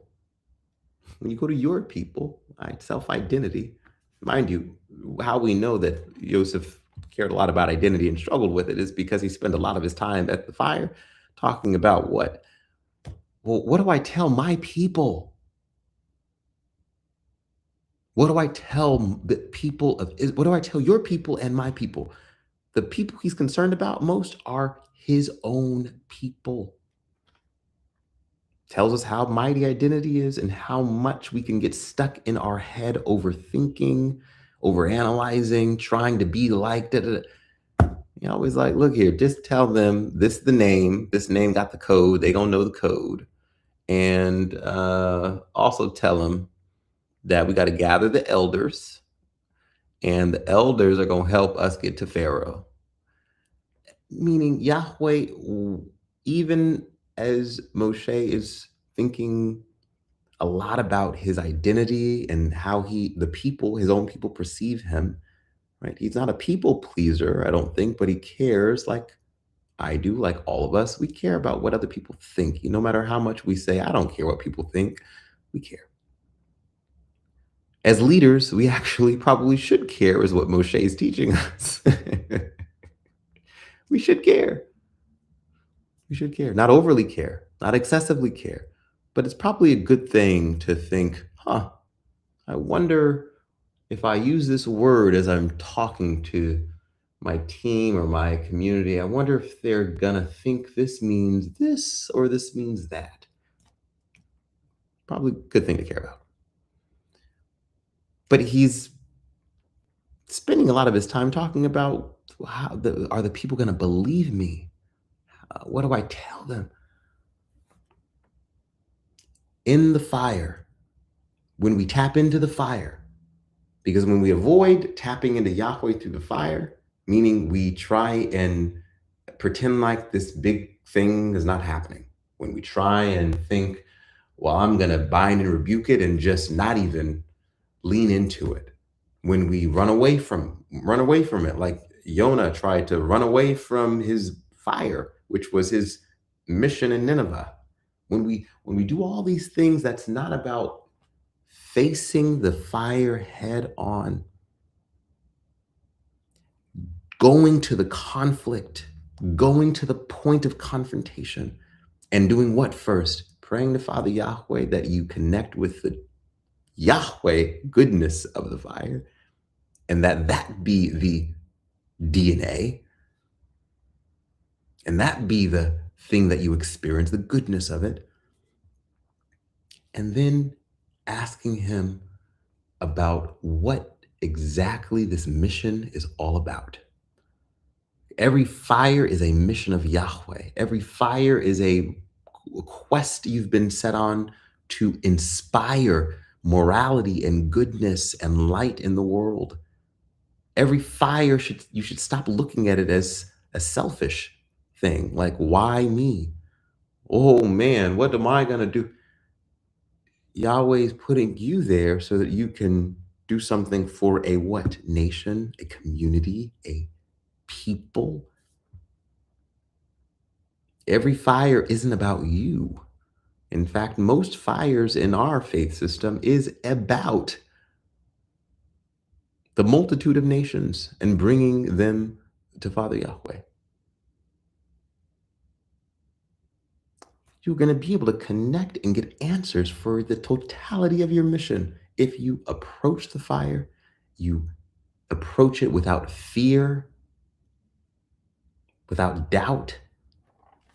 And I'm not saying fear is I don't know if I'm up to the task. Clearly, we see this through Moshe.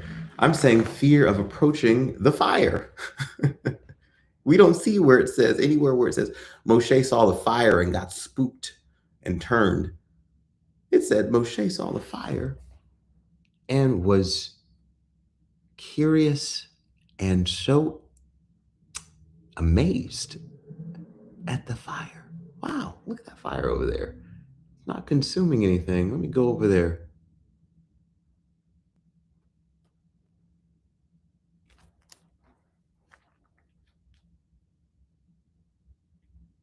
And then lastly, with the fire, that you submit to the Yahweh in the fire. As in, you've got to trust in Yahweh to understand if the fire is supposed to be even put out, and when it's supposed to be put out, how it's supposed to be put out. What are you supposed to do to put it out? Submit to the fire of Yahweh. As in, he will tell you the exact details about what you're supposed to do. Let me give you an example of this from the Parsha. Clearly, Moshe saw a fire when he walked out of the palace of Pharaoh, walked out of the palace and saw what?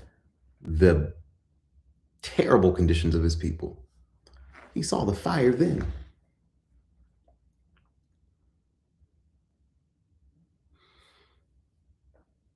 He saw the oppression then.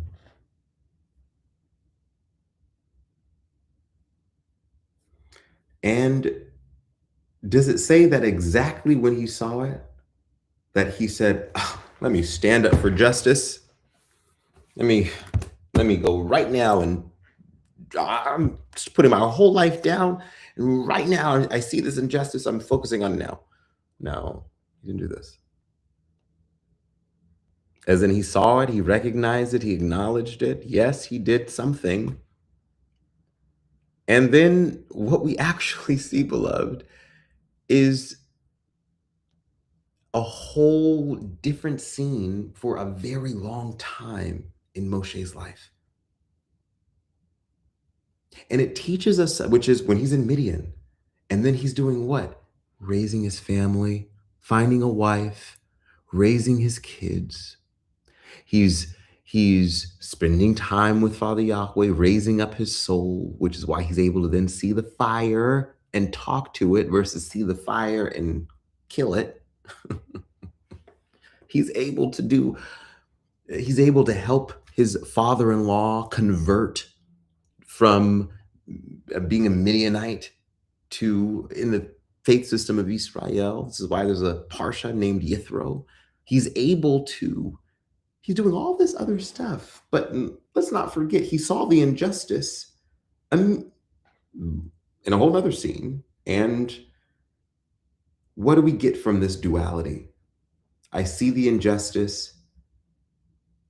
Maybe I try and do something, don't really do it effectively. Why? Well, because you haven't talked to Father Yahweh yet. So that means you end up what? Maybe creating more harm than good, as in, no, you killed somebody. I'm not gonna talk about whether or not it was righteous or not righteous. All I'm saying is you can see what happens when you see injustice and you act from your body versus you act from a soul connected to Father Yahweh. You might make some of those types of things, some of those types of situations might occur because we don't see that if Moshe saw Yahweh and spoke to him before he took this action against the injustice. Don't take action into your own hands is what we get there, even as we see injustice. If you don't dedicate the work you're doing to Yahweh, as in the name, Shemot, names, you don't dedicate it to Yahweh, what good is it? And also, probably going to be a lot of things that you end up doing that's going to not be too pretty. We then see in scene 2 all of this stuff that seemingly is disconnected from the injustice. Again, raising family, finding a wife, joining a new community, taking part in something far away from Egypt. I'm in another Egypt, really. I went from Egypt to another Egypt.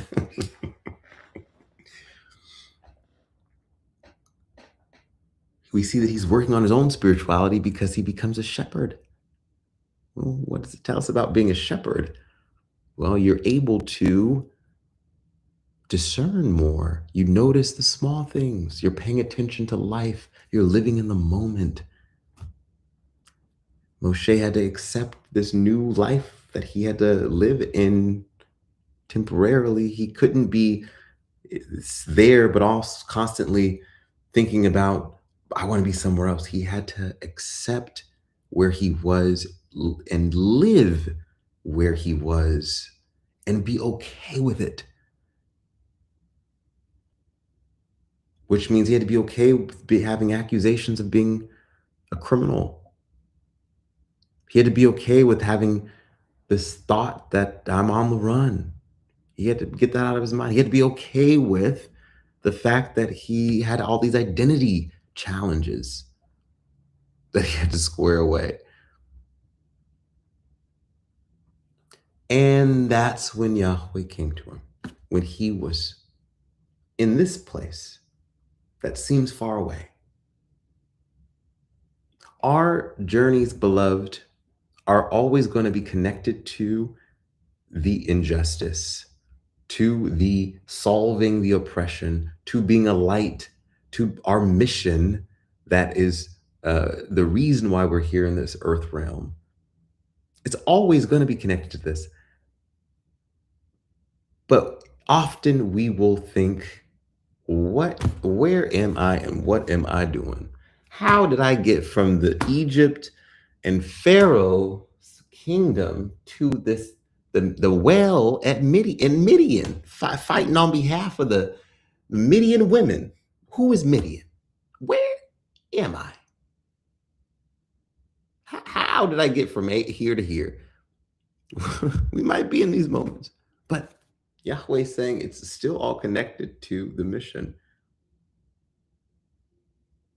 Yahweh is also saying we are not supposed to be one-dimensional thinkers, one-dimensional doers, as in we have seasons in our lives. Sometimes the season is about building a family. And we may not see how that's connected to the mission, but it's connected to the mission. So focus on building your family. Focus on finding you. Focus on finding you, building your family, finding and figuring out what love is. Moshe finding love in Midian is a reflection of him having to understand that love, he deserves love and love is important. And I got to take the time to find love and not be overly focused on how do I get back to fighting the injustice? How do I get back to, there's so much work out there. I got to make impact. What's my impact I'm making in the world? Well, for this season in your life, the impact you're making in the world is to understand what love is, understand you need love, to understand that you need that a partner exists for you, to understand that raising your child is the most important thing, to understand that loving your husband or wife is the most important thing, to understand that helping your father-in-law grow in his spirituality is the most important thing, to caring for your family, to building yourself up. And that's what the beauty of this moment is. They're not separate. They're connected. Your moment where you are is connected, even though it might feel like it's distant, even though you feel like you're off the beaten path in Midian at a well, defending uh, a whole nother empire that you don't even know really about. It's all connected. Because what you don't then see from Yahweh's perspective is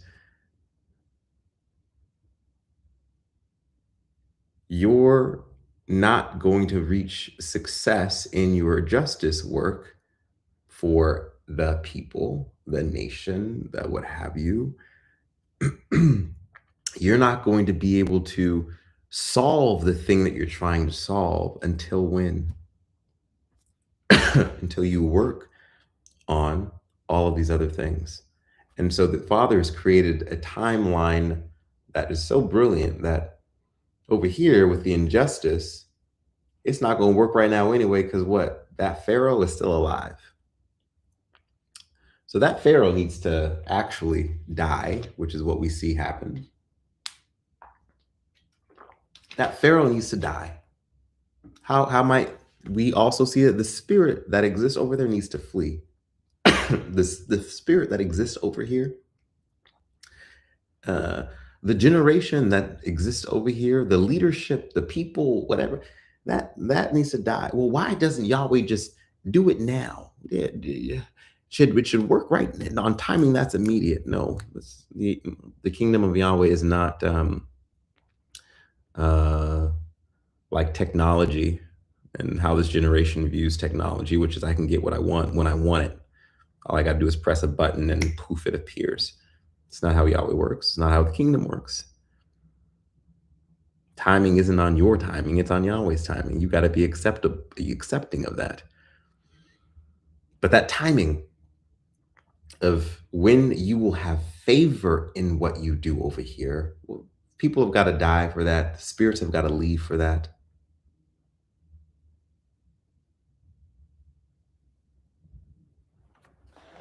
Other things have to happen over here for that.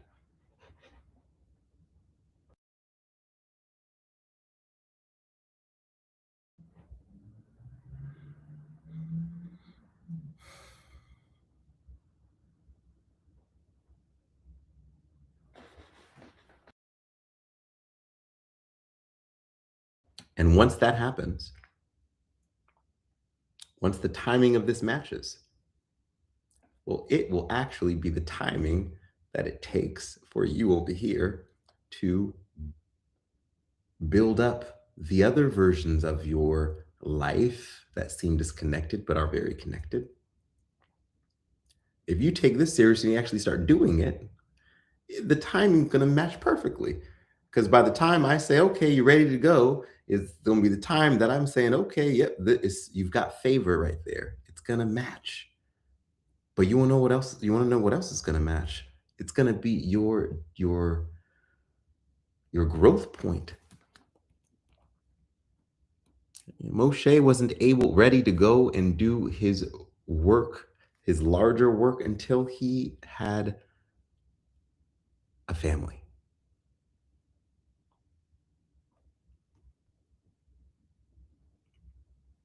Yahweh said, actually,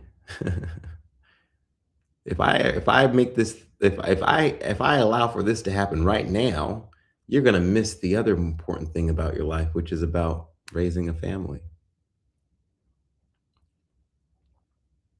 You're going to not be able to do this work over here where you are leading people through the wilderness until you what? Know how to lead your family through the wilderness. Until you're not going to be able to love a group of people that have lots of flaws until you love your son, your sons, your wife, and you see their flaws, and then you got to realize, and I still got to love them. I gotta feel that. I gotta understand that. I gotta experience this. These two things are connected. These two things are part of what Father Yahweh had for Moshe to go through, and they're all a part of why the fire, he was able to recognize the fire when it came. And full circle back to my point is that Yahweh is having leaders, wanting leaders to understand that he creates every fire and that he wants us to not be afraid of it or fearful of it, but to run toward it, to confront it, and to work with him and with the goodness that he has created within that fire that is about his revelation knowledge. Through fire, we learn Yahweh. Through tests, we learn Yahweh. Through adversity, we learn Yahweh.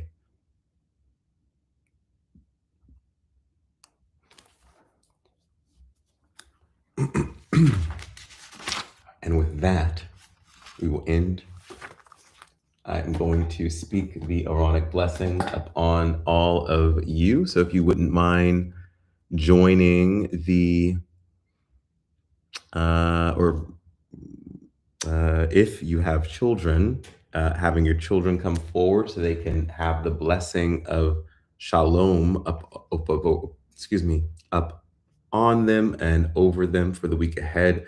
We see the importance of that, by the way, with Yithro. Moshe says to Yithro, I need to go to Egypt to see if my people are okay, to check on them. And Yithro says, go in shalom.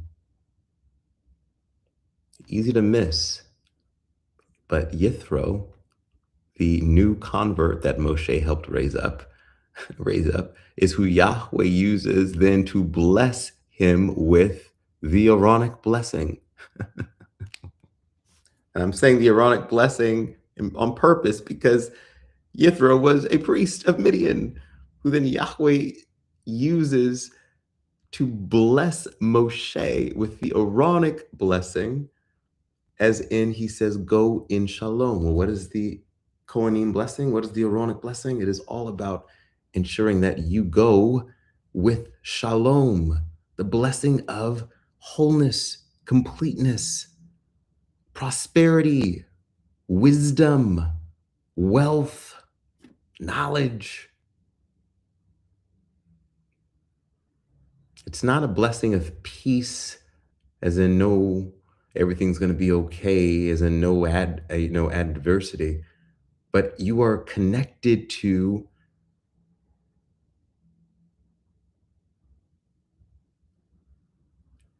a better way of saying it. Go ahead and look at the Amida and look at the blessings under the Shalom blessings and see all the stuff that's there. That's what you are connecting to, and that's what you're going in. You're going into that journey with a shield, a covering of shalom. So this is what I'm saying, grab your children for, and I'm going to go off camera, and I'm going to speak it over each of you and your children as well.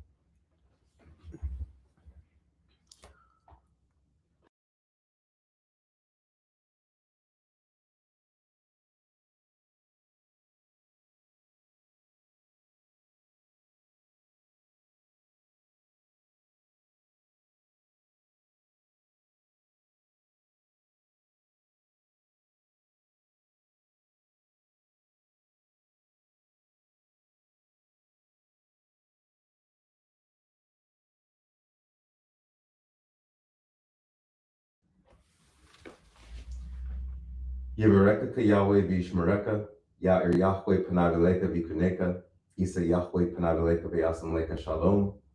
May Yahweh bless you and keep you. May Yahweh make his face shine upon you and be favorable toward you. And may Yahweh lift his countenance upon you and give each and every one of you shalom. Amen. I think, turning it over to the Ark of Yahweh, whomever is there, we see it is Miss Miriam herself. This reminds me of like Blue's Clues or something. Anyways, I'm passing it over to you to close us out with the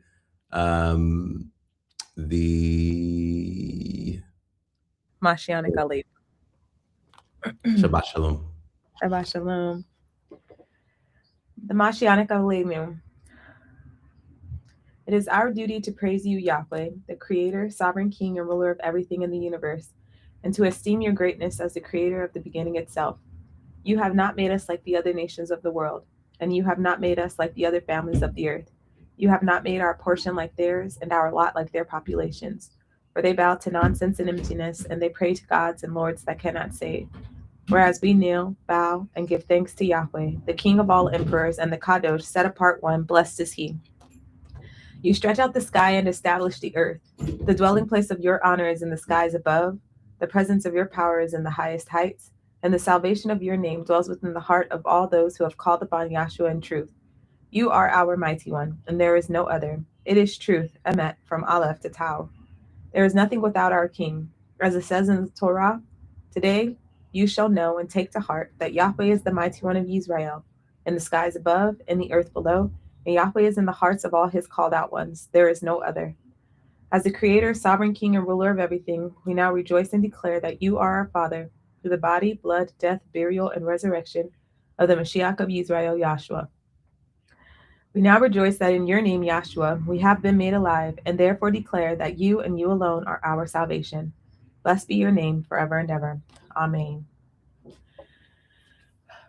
Yod Hey Wow Hey, you are Creator.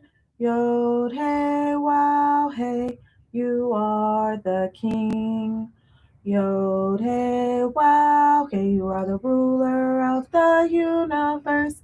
Yahweh the mighty one, Father, the Father from above. Yod Hey Wow Hey, you are Creator. Yod Hey Wow Hey, you are the King. Yod Hey Wow Hey, you are the ruler of the universe. Yahweh the mighty one, Savior, the Savior, Yahshua. Yod Hey Wow Hey, you are Creator. Yod Hey Wow Hey, you are the King. Yod Hey Wow Hey, you are the ruler of the universe. Yahweh the mighty one, Spirit, the Spirit, Yahuwah Kodesh. Amen.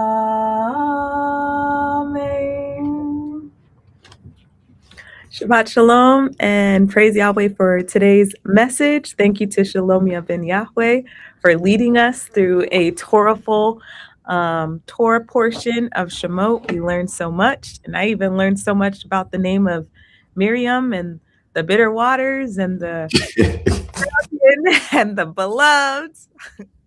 Thank you for sharing that message, and Amen. I pray that everyone has a blessed week. Amen. Shabbat Shalom. Shavua Tov.